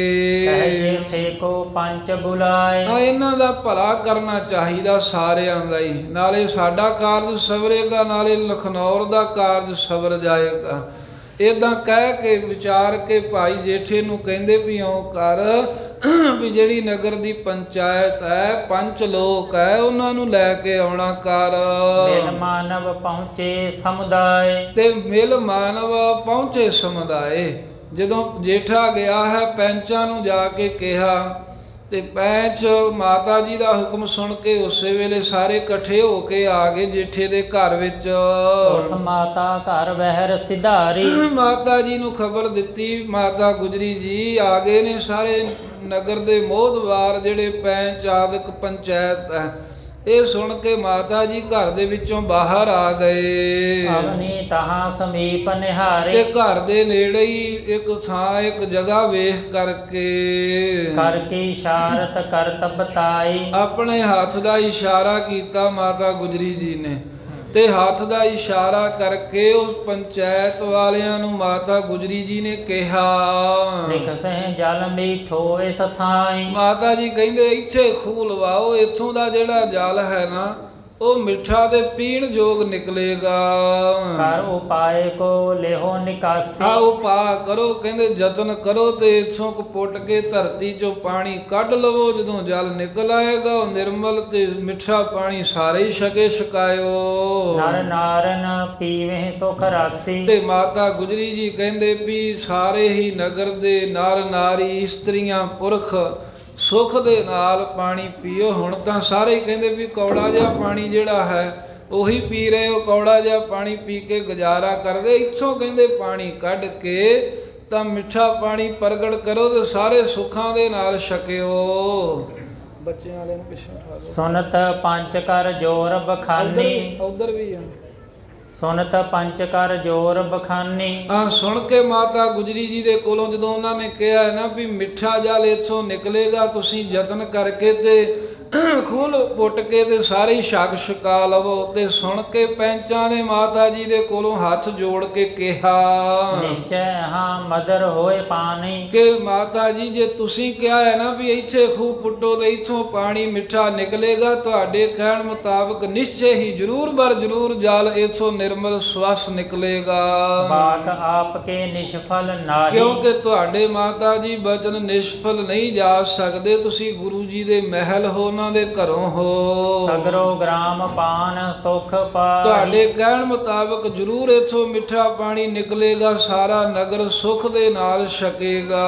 ਤਉ ਲਗਾਵਨ ਕੀ ਸਮਰੱਥ ਪਰ ਫੇਰ ਵੀ ਮਾਤਾ ਜੀ ਖੂਹ ਲਾਉਣ ਦੀ ਜਿਹੜੀ ਸਮਰੱਥਾ ਹੁੰਦੀ ਹੈ ਨਾ, ਜਿਹੜਾ ਮਾਇਆ ਦਾ ਖਰਚਾ ਕਰੀਦਾ ਹੈ, ਤਬੇ ਬਨਹਿ ਜਬ ਧਨ ਹੋਏ ਹੱਥ ਇਹ ਖੂਹ ਲਾਉਣ ਦਾ ਕਾਰਜ ਤਾਂ ਹੀ ਬਣ ਸਕਦਾ ਹੈ ਜੇ ਹੱਥ ਵਿੱਚ ਕੋਈ ਧਨ ਆਵੇ, ਕੋਈ ਮਾਇਆ ਕੋਲ ਹੋਵੇ। ਕਰੇ ਬਟੋਰਨ ਸਭ ਤੇ ਜਬੈ ਹਾਂ, ਜਦੋਂ ਅਸੀਂ ਸਹਿਜੇ ਸਾਰਿਆਂ ਦੇ ਕੋਲੋਂ ਧਨ ਇਕੱਠਾ ਕਰਾਂਗੇ, ਮਾਇਆ ਬਟੋਰਾਂਗੇ ਨਗਰ ਵਿੱਚੋਂ, ਸਨੇ ਸਨੇ ਹੋਏ ਸਾਕ ਹੈ ਤਬੈ ਹਾਂ ਸਹਿਜੇ ਫਿਰ ਮਾਤਾ ਜੀ ਇਹ ਖੂਹ ਪੁੱਟਾਂਗੇ, ਸਹਿਜੇ ਲੱਗੇ ਰਹਾਂਗੇ, ਫਿਰ ਇਹ ਖੂਹ ਲਾਉਣ ਦਾ ਕਾਰਜ ਹੋ ਸਕਦਾ ਹੈ। ਝਟਪਟ ਜਾਂ ਕੁਝ ਦਿਨਾਂ 'ਚ ਮਹੀਨਿਆਂ 'ਚ ਵੀ ਨਹੀਂ, ਕਈ ਮਹੀਨਿਆਂ ਦਾ ਕਾਰਜ ਹੈ। ਥੋੜੇ ਸਦਨ ਸੋ ਧਨ ਤੇ ਹੀ ਇੱਕ ਤਾਂ ਲਖਨੌਰ ਦੇ ਵਿੱਚ ਮਾਤਾ ਜੀ ਘਰ ਥੋੜੇ ਨੇ, ਭਾਵ ਕਿ ਬਹੁਤੀ ਆਬਾਦੀ ਨਹੀਂ ਹੈ। ਦੂਸਰਾ ਜਿੰਨੇ ਕੁ ਹੈਗੇ ਨੇ ਸਾਰੇ ਧਨਹੀਣ ਨੇ ਵਿਚਾਰੇ, ਕੋਈ ਬਹੁਤੀ ਉਹਨਾਂ ਕੋ ਮਾਇਆ ਮਾਮਲਾ ਨਹੀਂ ਹੈ। ਤਬੇ ਕਹਾਂ ਕਰ ਸਕਹਿ ਜੇ ਦੀਨ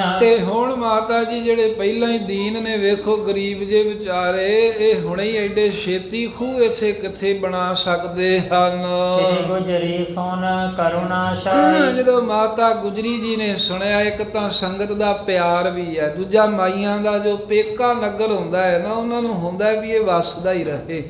ਉਹਨਾਂ ਨੂੰ ਪੇਕਾ ਨਗਰ ਵੀ ਚੰਗਾ ਲੱਗਦਾ ਹੈ, ਜਿੱਥੇ ਆਪਣਾ ਜਨਮ ਭੌ ਹੁੰਦੀ ਹੈ, ਜਿੱਥੇ ਬਾਬਲ ਦੇ ਘਰ 'ਚ ਖੇਡੇ ਹੁੰਦੇ ਨੇ। ਉਹ ਨਗਰ, ਉਹ ਪਿੰਡ ਕਿਵੇਂ ਮਾੜਾ ਲੱਗ ਸਕਦਾ, ਦੁਖੀ ਕਿਵੇਂ ਵੇਖਣਾ ਚਾਹਣਗੇ। ਮਾਤਾ ਜੀ ਨੂੰ ਇੱਕ ਤਾਂ ਸੰਗਤ ਦਾ ਦੁੱਖ ਹੈ, ਦੂਸਰਾ ਇਹ ਵੀ ਹੈ ਵੀ ਮੇਰਾ ਇਹ ਪੇਕੇ ਨਗਰ ਹੈ, ਮੇਰੇ ਬਾਬਲ ਦਾ, ਮੇਰੀ ਮਾਤਾ ਦਾ ਨਗਰ ਹੈ, ਤੇ ਵੀ ਇਸ ਨਗਰ ਦੇ ਲੋਕ ਕਿਉਂ ਦੁਖੀ ਹੋਣ। ਇਹ ਗੱਲ ਸੁਣ ਕੇ ਵੀ ਮਾਤਾ ਜੀ ਪੈਸੇ ਹੈ ਨਹੀਂ, ਖੂਹ ਕਿਵੇਂ ਲਵਾਵਾਂਗੇ। ਤਾਂ ਮਾਤਾ ਗੁਜਰੀ ਜੀ ਨੂੰ ਬਹੁਤਾ ਤਰਸ ਆਇਆ, ਬਹੁਤ ਹੀ ਕਿਰਪਾ ਕੀਤੀ ਉਸ ਸਮੇਂ। ਸਭਨ ਸਾਥੇ ਮਕਹਿਓ 부ਝਾਈ ਆ ਪੈਂਚਾਂ ਨੂੰ ਜਿਹੜੇ ਮੋਹਦਵਾਰ ਸਨ, ਉਹਨਾਂ ਨੂੰ ਸਮਝਾਉਂਦਿਆਂ ਹੋਇਆ ਮਾਤਾ ਜੀ ਕਹਿਣ ਲੱਗੇ ਕੋਪ ਕੋ ਆਗੇ ਇਹਾਂ ਕਹਿਣ ਲੱਗੇ ਵੀ ਤੁਹਾਨੂੰ ਨਵੇਂ ਸਿਰੇ ਤੋਂ ਖੂਹ ਥੋੜਾ ਲਾਉਣਾ ਪੈਣਾ ਹੈ, ਪਕਿਆਈ ਕਰਨ ਦੀ ਲੋੜ ਨਹੀਂ, ਇੱਥੇ ਤਾਂ ਪਹਿਲਾਂ ਦਾ ਹੀ ਖੂਹ ਲੱਗਾ ਹੋਇਆ ਏ। ਬੀਤਿਓ ਸਮਾਂ ਪਛਾਰੀ ਆ ਮਹਾ ਬੜਾ ਸਮਾਂ ਕਹਿੰਦੇ ਪਹਿਲਾਂ ਪਿੱਛੇ ਬਤੀਤ ਹੋ ਗਿਆ ਜਦੋਂ ਇੱਥੇ ਬੜਾ ਸੋਹਣਾ ਮਿੱਠੇ ਜਲ ਦਾ ਖੂਹ ਹੁੰਦਾ ਸੀ। ਪੂਰਿਓ ਗਇਓ ਮਿਰਤ ਕਾ ਸਾਥ। ਮਾਤਾ ਜੀ ਕਹਿੰਦੇ ਵੀ ਇਹ ਕਈ ਵਰੇ ਲੰਘ ਜਾਣ ਕਰਕੇ ਮਿੱਟੀ ਦੇ ਨਾਲ ਉਹ ਸਾਰਾ ਹੀ ਖੂਹ ਪੂਰਿਆ ਗਿਆ ਹੈ। ਇੱਕ ਮਿਹਨਤ ਕੀ ਜਿਹ ਨਿਜ ਹਾਥ। ਬਸ ਇੱਕ ਤੁਹਾਨੂੰ ਹੱਥਾਂ ਦੀ ਮਿਹਨਤ ਕਰਨੀ ਪਊਗੀ, ਖੂਹ ਦੀ ਪਕਿਆਈ ਕਰਨ ਦੀ ਲੋੜ ਕੋਈ ਨਹੀਂ। ਸਾਰਾ ਕੁਝ ਪਹਿਲਾਂ ਹੀ ਚਾਰ ਸਫੇਰਿਓਂ ਗੋਲ ਘਤੇਰੇ ਜਿਹੜੇ ਪਕਿਆਈ ਹੈ, ਇਹ ਖੂਹ ਬਣਿਆ ਬਣਾਤਾ ਹੀ ਹੈ। ਬਸ ਹੱਥਾਂ ਦੀ ਥੋੜੀ ਜੀ ਮਿਹਨਤ ਕਰ ਲਓ ਤੇ ਵਿਚਕਾਰੋਂ ਮਿੱਟੀ ਜਿਹੜੀ ਹੈ ਉਹ ਸਾਰੀ ਕੱਢ ਦਿਓ। ਰਾਹਕ ਬਰਿੰਦ ਆਜ ਲੱਗ ਜਾਈਏ। ਆ ਜਿੰਨੇ ਵੀ ਜ਼ਿਮੀਂਦਾਰ ਨਗਰ ਦੇ ਤੁਸੀਂ ਕਿਸਾਨ ਹੋ, ਸਾਰੇ ਕਹਿੰਦੇ ਲੱਗ ਕੇ ਉਦਮ ਕਰਕੇ ਪੁੱਟ ਲਓ ਵਿੱਚੋਂ ਮਿੱਟੀ ਇਹਦੇ। ਕਰ ਟੂਰਨਤਾ ਸਕਲ ਖਨਈਐ। ਆ ਛੇਤੀ ਹੀ ਸਾਰਾ ਹੀ ਇਹ ਜਿਹੜਾ ਥਾਂ ਹੈ ਇਹਨੂੰ ਖੋਦਣਾ ਕਰੋ, ਇਹਦੇ ਵਿੱਚੋਂ ਮਿੱਟੀ ਪੁੱਟ ਕੇ ਸਾਰੀ ਬਾਹਰ ਸਿੱਟ ਦਿਓ। ਮਦਰ ਨੀਰ ਕੋ ਸੁਖ ਸਭ ਪਾਓ। ਬਸ ਫੇਰ ਕੀ ਹੈ, ਲੱਗਾ ਲਗਾਇਆ ਖੂਹ ਹੈ, ਮਿੱਟੀ ਪੁੱਟਣ ਦੀ ਲੋੜ ਹੈ। ਸਾਰੇ ਨਗਰ ਦੇ ਕਹਿੰਦੇ ਵੀ ਪਾਣੀ ਮਿੱਠਾ ਪੀਓ, ਸੁਖ ਪਾਓ, ਆਨੰਦ ਨਾਲ ਵਸੋ ਨਗਰ ਵਿੱਚ। ਬਮ ਨੰਦਨ ਕੋ ਪ੍ਰਥਮ ਪਿਆਓ। ਤੇ ਪਹਿਲਾਂ ਸਭ ਤੋਂ ਮੇਰੇ ਪੁੱਤਰ ਗੁਰੂ ਗੋਬਿੰਦ ਸਿੰਘ ਜੀ ਨੂੰ ਇਹ ਜਲ ਜ਼ਰੂਰ ਛਕਾਵੋ। ਤਿਆਰ ਤਿਹਾਵਲ ਕਰ ਅਬ ਲਿਆਓ। ਤੇ ਜਾਓ ਹੁਣ ਦੇਰ ਨਾ ਕਰੋ। ਮਾਤਾ ਗੁਜਰੀ ਜੀ ਕਹਿੰਦੇ ਖੂਹ ਤਾਂ ਲੱਗਾ ਲਗਾਇਆ ਹੀ ਹੈ, ਬਸ ਹੱਥਾਂ ਨਾਲ ਮਿੱਟੀ ਕੱਢਣੀ ਪੈਣੀ। ਉੱਥੇ ਕਿਹੜਾ ਹੁਣ ਮਿੱਟੀ ਪੁੱਟਣ ਦਾ ਕਿਹੜਾ ਹੱਥਾਂ ਨਾਲ ਖਰਚਾ ਹੋਣਾ ਤੁਹਾਡਾ।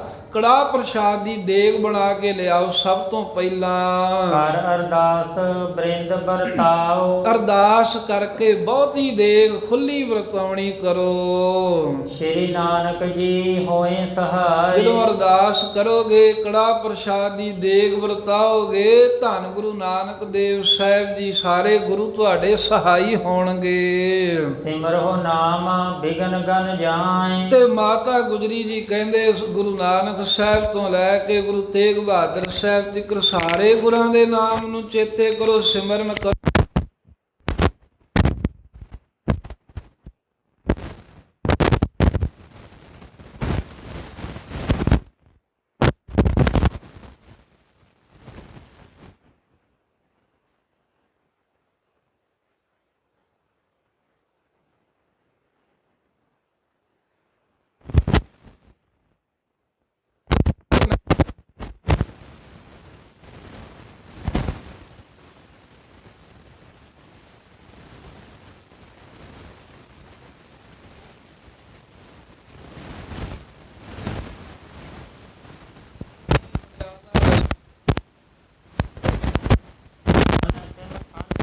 ਸਾਰੇ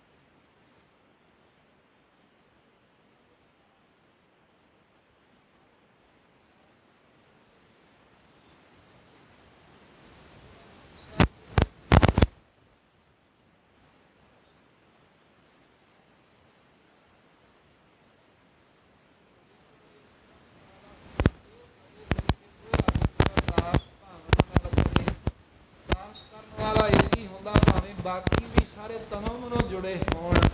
ਫਿਰ ਮਹਾਰਾਜ ਸਾਹਿਬ ਕਾਰਜ ਅਟਕਣ ਨਹੀਂ ਦਿੰਦੇ। ਇੱਦਾਂ ਕਰਦੇ ਹੀ ਨਹੀਂ ਹੈ ਆਪਾਂ, ਕਹਿੰਦੇ ਵੀ ਸਮਾਂ ਹੀ ਨਹੀਂ ਹੈ, ਹੁੰਦਾ ਹੀ ਨਹੀਂ ਹੈ, ਹੋਰ ਹੀ ਭਾਜਣ ਦੀ ਪਈ ਹੁੰਦੀ ਹੈ, ਰਸਮਾਂ ਦੀਆਂ ਪੂਰੀਆਂ ਕਰਦੇ ਆ, ਬਸ ਇਹਨੂੰ ਹੀ ਕਰਮ ਕਾਂਡ ਕਹਿੰਦੇ। ਫਿਰ ਮਹਾਰਾਜ ਵੀ ਜਿਹਦਾ ਕੋਈ ਭਾਵ ਨਾ ਰੱਖਣਾ, ਬਸ ਕਹਿ ਦਿੱਤਾ ਜੀ ਅਸੀਂ ਤਾਂ ਅਰਦਾਸ ਕਰਾਈ ਸੀ, ਅਸੀਂ ਕੜਾਹ ਪ੍ਰਸ਼ਾਦ ਕਰਾਇਆ ਸੀ, ਕੀਤਾ ਕਹਿੰਦੇ ਹੁਣ ਇਹ ਕੜਾਹ ਪ੍ਰਸ਼ਾਦ ਤਿਆਰ ਕਰਨ ਦੀ ਵੀ ਮਰਿਆਦਾ ਹੈ। ਕਹਿੰਦੇ ਵੀ ਜਿੱਥੇ ਦੇਗ ਤਿਆਰ ਕਰਨੀ, ਪਹਿਲੇ ਉੱਥੇ ਪੂਜਾ ਮਾਰਨਾ, ਸਾਫ਼ ਕਰਨਾ, ਸਾਰਾ ਥਾਂ ਸਾਫ਼ ਕਰਕੇ ਫਿਰ ਬਰਤਨ ਚੰਗੀ ਤਰ੍ਹਾਂ ਸੋਧ ਕੇ ਰੱਖੇ, ਆਪ ਇਸ਼ਨਾਨ ਕਰਕੇ ਸਾਫ਼ ਕੱਪੜੇ ਪਾ ਕੇ ਫਿਰ ਦੇਗ ਤਿਆਰ ਆਰੰਭ ਕਰੇ ਕਰਨੀ। ਜਦੋਂ ਦੇਗ ਤਿਆਰ ਹੁੰਦੀ ਹੋਵੇ ਉਦੋਂ ਵੀ ਜਪਜੀ ਸਾਹਿਬ ਦਾ ਪਾਠ ਚੱਲੇ, ਜਾਂ ਪ੍ਰਸ਼ਾਦ ਕਰਨ ਵਾਲਾ ਖੁਦ ਕਰੇ ਜਾਂ ਲਾਗੇ ਖਲੋ ਕੇ ਬਹਿ ਕੇ ਕੋਈ ਕਰੀ ਜਾਵੇ। ਜਦੋਂ ਜਪਜੀ ਸਾਹਿਬ ਸੰਪੂਰਨ ਹੋ ਜਾਂਦਾ, ਸਹੀਦੇ ਸਹੀਦੇ ਪੜ੍ਹਦੇ ਕੜਾਹ ਪ੍ਰਸ਼ਾਦ ਦੀ ਦੇਗ ਵੀ ਫਿਰ ਬਣ ਜਾਂਦੀ ਹੈ। ਇੱਦਾਂ ਦੀ ਮਰਿਆਦਾ ਹੁਣ ਕਰਦਾ ਕੌਣ ਹੈ? ਜਿਹਨੇ ਕੁਝ ਲੈਣਾ ਹੈ ਉਹਨੂੰ ਤਾਂ ਇਹ ਸਭ ਕੁਝ ਕਰਨਾ ਪਊਗਾ। ਹਾਂ, ਉਂਝ ਰਸਮ ਦੀ ਹਵਾ ਜਿਹੜੀ ਆਪਾਂ ਕਰ ਹੀ ਰਹੇ ਹਾਂ ਸਾਰੇ, ਉਹਦੇ ਵਿੱਚ ਤਾਂ ਕੋਈ ਰੋਕ ਨਹੀਂ ਸਕਦਾ। ਇਹ ਸੱਤ ਕੀਤੀ ਜਾ ਰਹੀ ਤੌਰ ਦਾ ਖੁਦ ਹੀ ਕਿਤੇ ਅਸੀਂ ਹੋਰ ਗੱਲ ਇਹਦੇ ਵਿੱਚ ਇਹ ਹੀ ਕਰਮ ਇਹ ਹੀ ਮਹਾਰਾਜ ਸਾਹਿਬ ਜੀ ਨੇ ਬੇਬਜ਼ੂਰ ਦੀਆਂ ਗੱਲਾਂ ਕਹੀਆਂ ਨੇ, ਇਹ ਭਾਵਨਾ ਨਹੀਂ ਰੱਖੀ, ਸ਼ਰਧਾ ਨਹੀਂ। ਸੋ ਰਹੋ ਵਿਚਾਰ ਇਵੇਂ ਸੁਚੂਤਾ ਨਾਲ ਕੜਾਹ ਪ੍ਰਸ਼ਾਦ ਦੀ ਦੇਗ ਕਰਕੇ ਜਪ ਸਾਹਿਬ ਦਾ ਨਾਮ ਸਾਹਿਬ ਦਾ ਪਾਠ ਕਰਕੇ ਅਰਦਾਸ ਕੀਤੀ, ਸਤਿਗੁਰੂ ਸਾਹਿਬ ਜੀ ਦੇ ਅੱਗੇ ਤੇ ਖੁੱਲੀ ਦੇਗ ਸਭ ਵਿੱਚ ਵਰਤਾ ਦਿੱਤੀ। ਨਾਮ ਸਿਮਰ ਸ੍ਰੀ ਨਾਨਕ ਗੁਰੂ ਤੇਰਾ। ਨਾਨਕ ਦੇਵ ਮਹਾਰਾਜ ਦਾ ਨਾਮ ਲੈ ਕੇ ਤੁਸੀਂ ਉਹ ਸਹਾਈ ਹੋਣਾ ਸਾਡੇ। ਕਾਨਨ ਲਗੇ ਨਰ ਗਨ ਤਿਸ ਬੇਰਾ। ਬਹੁਤੇ ਨਗਰ ਦੇ ਲੋਕ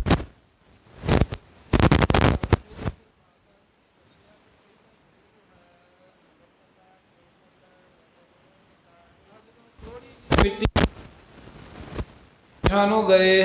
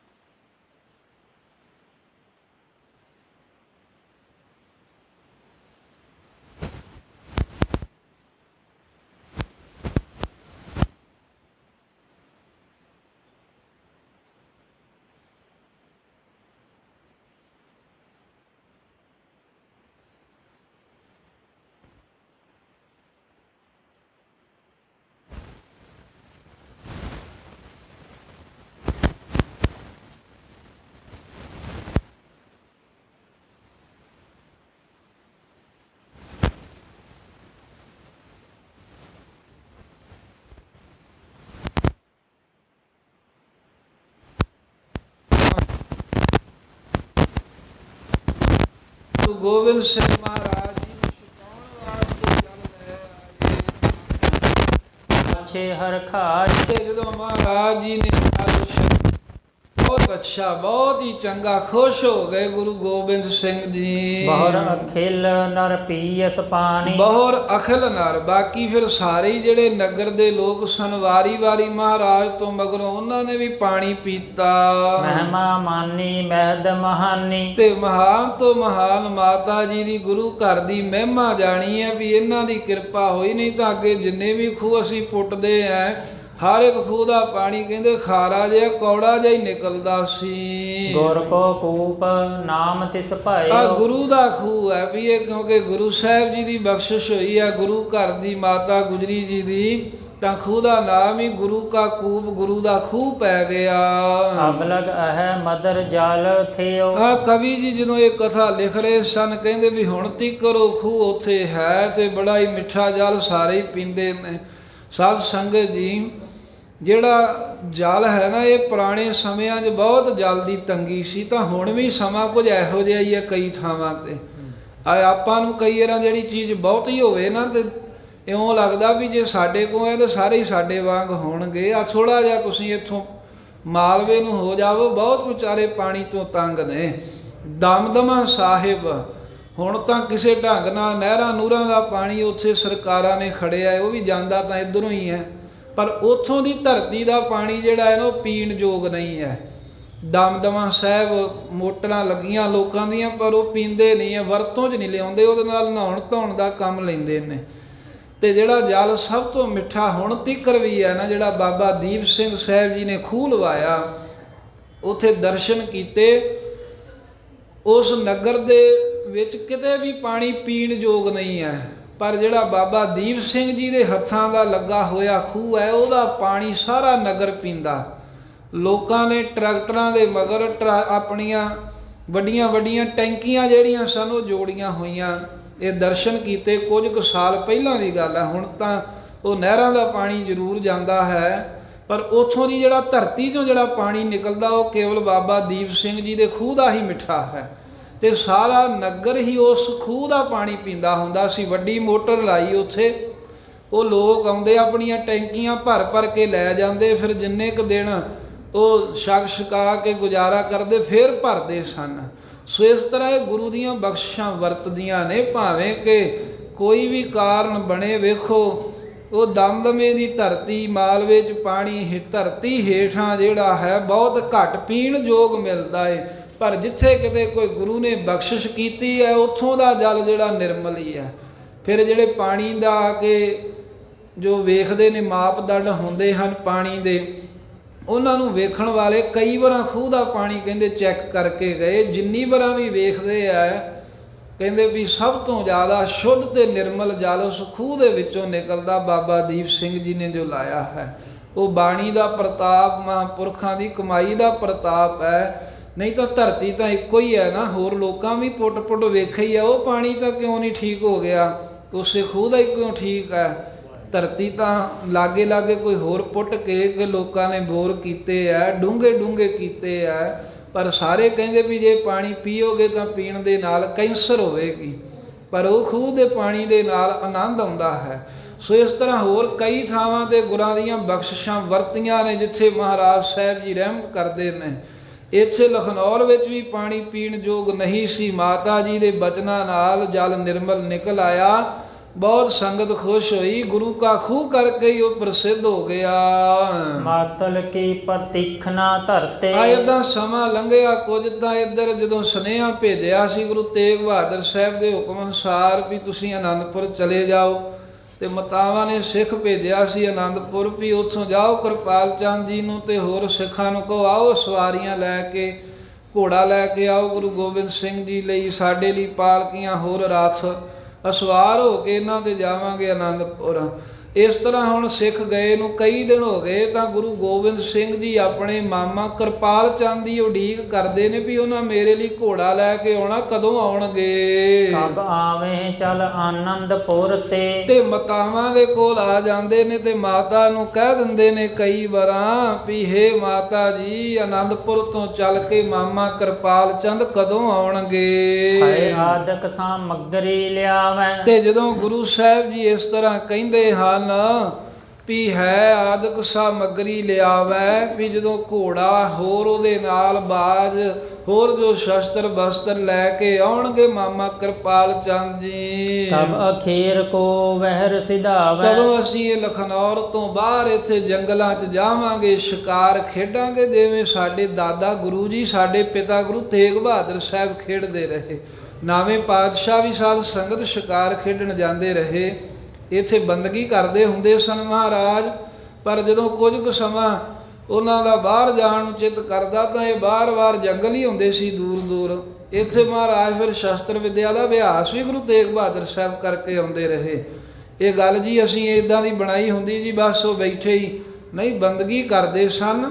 ਨਾਲ ਜਦੋਂ ਸਮਾਂ ਮਿਲਦਾ ਤੇ ਮਹਾਰਾਜ ਸ਼ਸਤਰ ਵਿੱਦਿਆ ਦੇ ਜੌਹਰ ਸ਼ਸਤਰ ਵਿੱਦਿਆ ਦਾ ਅਭਿਆਸ ਸਾਡਾ ਪੱਕਿਆ ਰਵੇ, ਸ਼ਿਕਾਰ ਵੀ ਖੇਡਣ ਨਾਵੇਂ ਸਤਿਗੁਰੂ ਚਲੇ ਜਾਂਦੇ ਹੁੰਦੇ ਸਨ।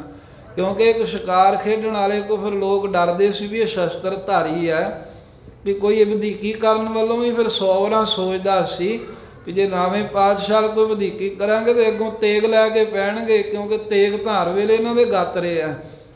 ਤੇ ਸ਼ਸਤਰ ਧਾਰਨ ਕਰਕੇ ਬੰਦਗੀ ਕੀਤੀ ਮਹਾਰਾਜ ਨੇ, ਗਾਤਰੇ ਵੱਡੀ ਕਿਰਪਾਨ, ਤੇ ਹਰ ਵੇਲੇ ਆਪਣੇ ਕੋਲ ਮਹਾਰਾਜ ਜੀ ਤੀਰਾਂ ਦਾ ਭੱਥਾ ਤੇ ਤੀਰ ਕਮਾਨ ਰੱਖਦੇ ਸਨ ਨਵੇਂ ਪਾਤਸ਼ਾਹ। ਇਤਿਹਾਸ 'ਚੋਂ ਕਥਾ ਕਰਦੇ ਆ ਕਈ ਵਾਰ ਇਹ ਗੱਲ ਸਾਹਮਣੇ ਆਉਂਦੀ ਵੀ ਸ਼ਸਤਰ ਕੋਲ ਹੁੰਦੇ ਸਨ ਤੇ ਇਵੇਂ ਸ਼ਸਤਰ ਧਾਰੀ ਹੋ ਕੇ ਮਹਾਰਾਜ ਨੇ ਬੰਦਗੀ ਕੀਤੀ ਇੱਥੇ, ਨਾ ਕਿ ਸ਼ਸਤਰਾਂ ਤੋਂ ਵਿਹੂਣੇ ਹੋ ਕੇ, ਜਿਵੇਂ ਕਿ ਫੋਟੋਆਂ ਦੇ ਵਿੱਚ ਕੋਈ ਸ਼ਸਤਰ ਵਿਖਾਉਂਦਾ ਹੀ ਨਹੀਂ ਮਹਾਰਾਜ ਦੇ ਪਹਿਨਿਆ ਹੋਇਆ, ਲਾਗੇ ਰੱਖਿਆ ਹੋਇਆ ਵੀ ਇਹੋ ਜਿਹੀਆਂ ਹੁੰਦੀਆਂ ਤਾਂ ਨਕਲੀ ਹੋਈ ਹੈ, ਪਰ ਉਹ ਬਣਾਈਆਂ ਵੀ ਐਵੇਂ ਹੀ ਹੈ ਜਿਵੇਂ ਉਹ ਪੁਰਾਣੇ ਸਾਧੂ ਦੇ ਹੁੰਦੇ ਵੀ ਬਸ ਮਾਲਾ ਹੀ ਫੜੀ ਹੈ, ਹੋਰ ਕੁਝ ਨਹੀਂ ਹੈ। ਨਹੀਂ, ਮਹਾਰਾਜ ਸ਼ਸਤਰ ਧਾਰੀ ਸੂਰਮੇ ਸਨ ਤੇ ਅਖੀਰ ਤੀਕਰ ਮਹਾਰਾਜ ਨੇ ਸ਼ਸਤਰਾਂ ਦਾ ਵਸਾਹ ਨਹੀਂ ਕੀਤਾ ਗੁਰੂ ਤੇਗ ਬਹਾਦਰ ਸਾਹਿਬ ਨੇ।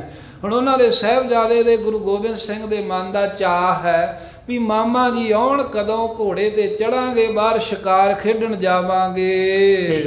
ਠੌਰ ਲਖਨੌਰ ਚਕੋਦ, 4 ਸਫੇਰਿਓਂ ਲਖਨੌਰ ਨੂੰ ਵੇਖਾਂਗੇ, 4 ਸਫੇਰੇ ਦਰਸ਼ਨ ਮੇਲੇ ਕਰਾਂਗੇ। ਚੜ੍ਹੇ ਕੇ ਕਾਨ ਕੁਦਾਏ ਸਮੋਦ, ਘੋੜੇ ਤੇ ਚੜਾਂਗੇ, ਉਹਦੀਆਂ ਮੋਰ ਵਾਂਗ ਪਹਿਲਾਂ ਪਵਾਵਾਂਗੇ, ਛਾਲਾਂ ਮਰਾਵਾਂਗੇ।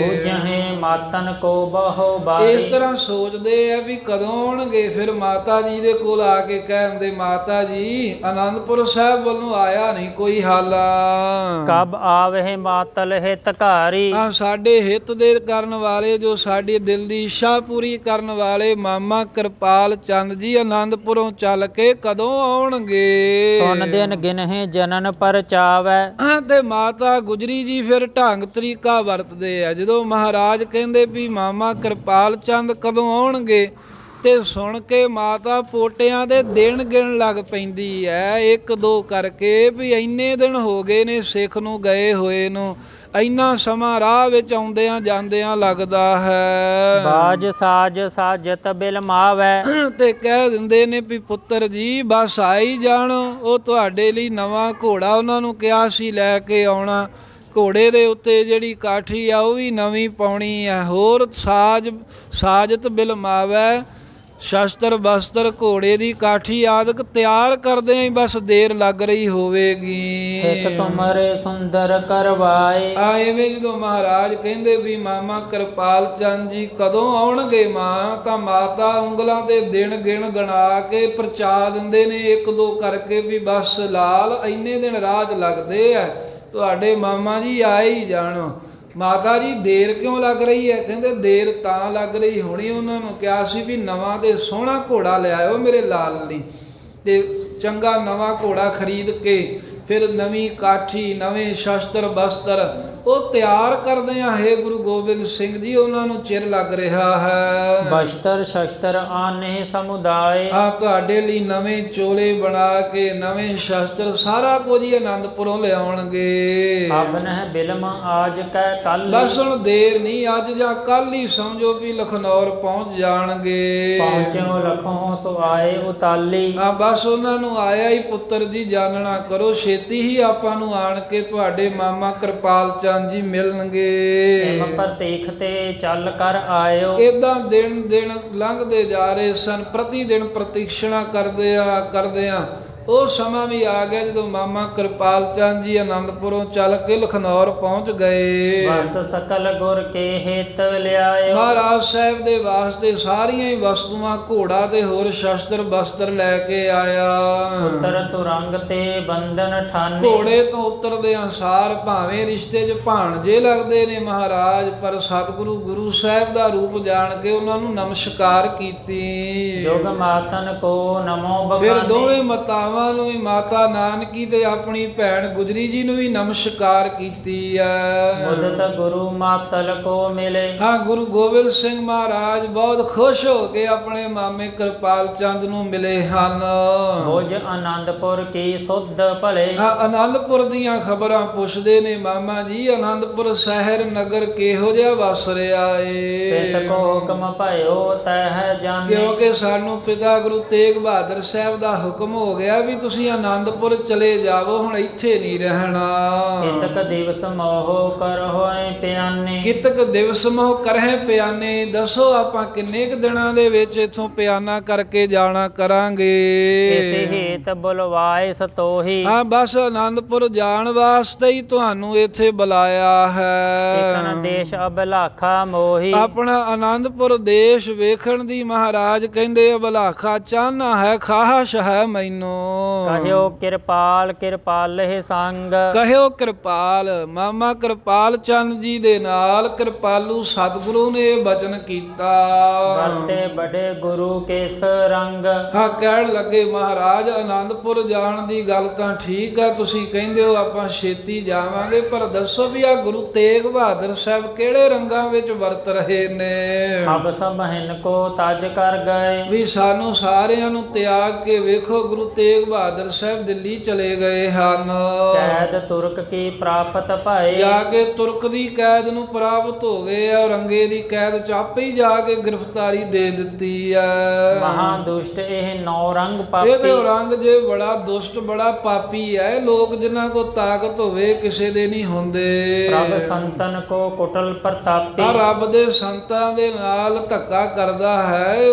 ਕੁਟਲ ਪ੍ਰਤਾਪੀ, ਬੜਾ ਹੀ ਕੁਟਲ ਹੈ, ਛਲੀਆ ਹੈ, ਟੇਢੀ ਮੱਤ ਵਾਲਾ ਹੈ। ਤੇ ਜਿਹੜੇ ਬੰਦਗੀ ਕਰਨ ਵਾਲੇ ਨੇ ਉਹਨਾਂ ਨੂੰ ਕਹਿੰਦੇ ਵੀ ਪ੍ਰਤਾਪੀ, ਚੰਗੀ ਤਰ੍ਹਾਂ ਤਾਪੀ ਤਪਾਉਂਦਾ, ਦੁਖੀ ਕਰਦਾ ਹੈ ਸੰਤਾਂ ਨੂੰ। ਹਮ ਕਿਸ ਹੂੰ ਕੋ ਭੇਦ ਨਾ ਦੀਨਾ। ਆ ਵੇਖੋ ਮਹਾਰਾਜ ਮਾਮਾ ਕਿਰਪਾਲ ਚੰਦ ਗੁਰੂ ਗੋਬਿੰਦ ਸਿੰਘ ਜੀ ਨੂੰ ਕਹਿੰਦੇ ਨੇ ਵੀ ਸਾਨੂੰ ਕਿਸੇ ਨੂੰ ਇਹ ਨਾਵੇਂ ਪਾਤਸ਼ਾਹ ਨੇ ਭੇਦ ਦਿੱਤਾ ਹੀ ਨਹੀਂ, ਦੱਸਿਆ ਹੀ ਨਹੀਂ ਵੀ ਅਸੀਂ ਇਹੋ ਜਿਹਾ ਕੋਈ ਕੌਤਕ ਵਰਤਾਵਾਂਗੇ। ਔਚਕ ਪੰਥ ਆਗਰੇ ਲੀਨਾ। ਅਚਾਨਕ ਹੀ ਆਨੰਦਪੁਰੋਂ ਚੱਲ ਕੇ ਤੇ ਆਗਰੇ ਨੂੰ ਪਹੁੰਚ ਗਏ। ਜੇ ਤੁਰਕੇਸ਼ਰ ਕਰਤ ਖੁਟਾਈ। ਆ ਜਿਹੜਾ ਤੁਰਕ ਔਰੰਗਜ਼ੇਬ ਪਹਿਲਾਂ ਹੀ ਖੁਟਾਈ ਕਰਦਾ ਗੁਰੂ ਘਰ ਦੇ ਨਾਲ।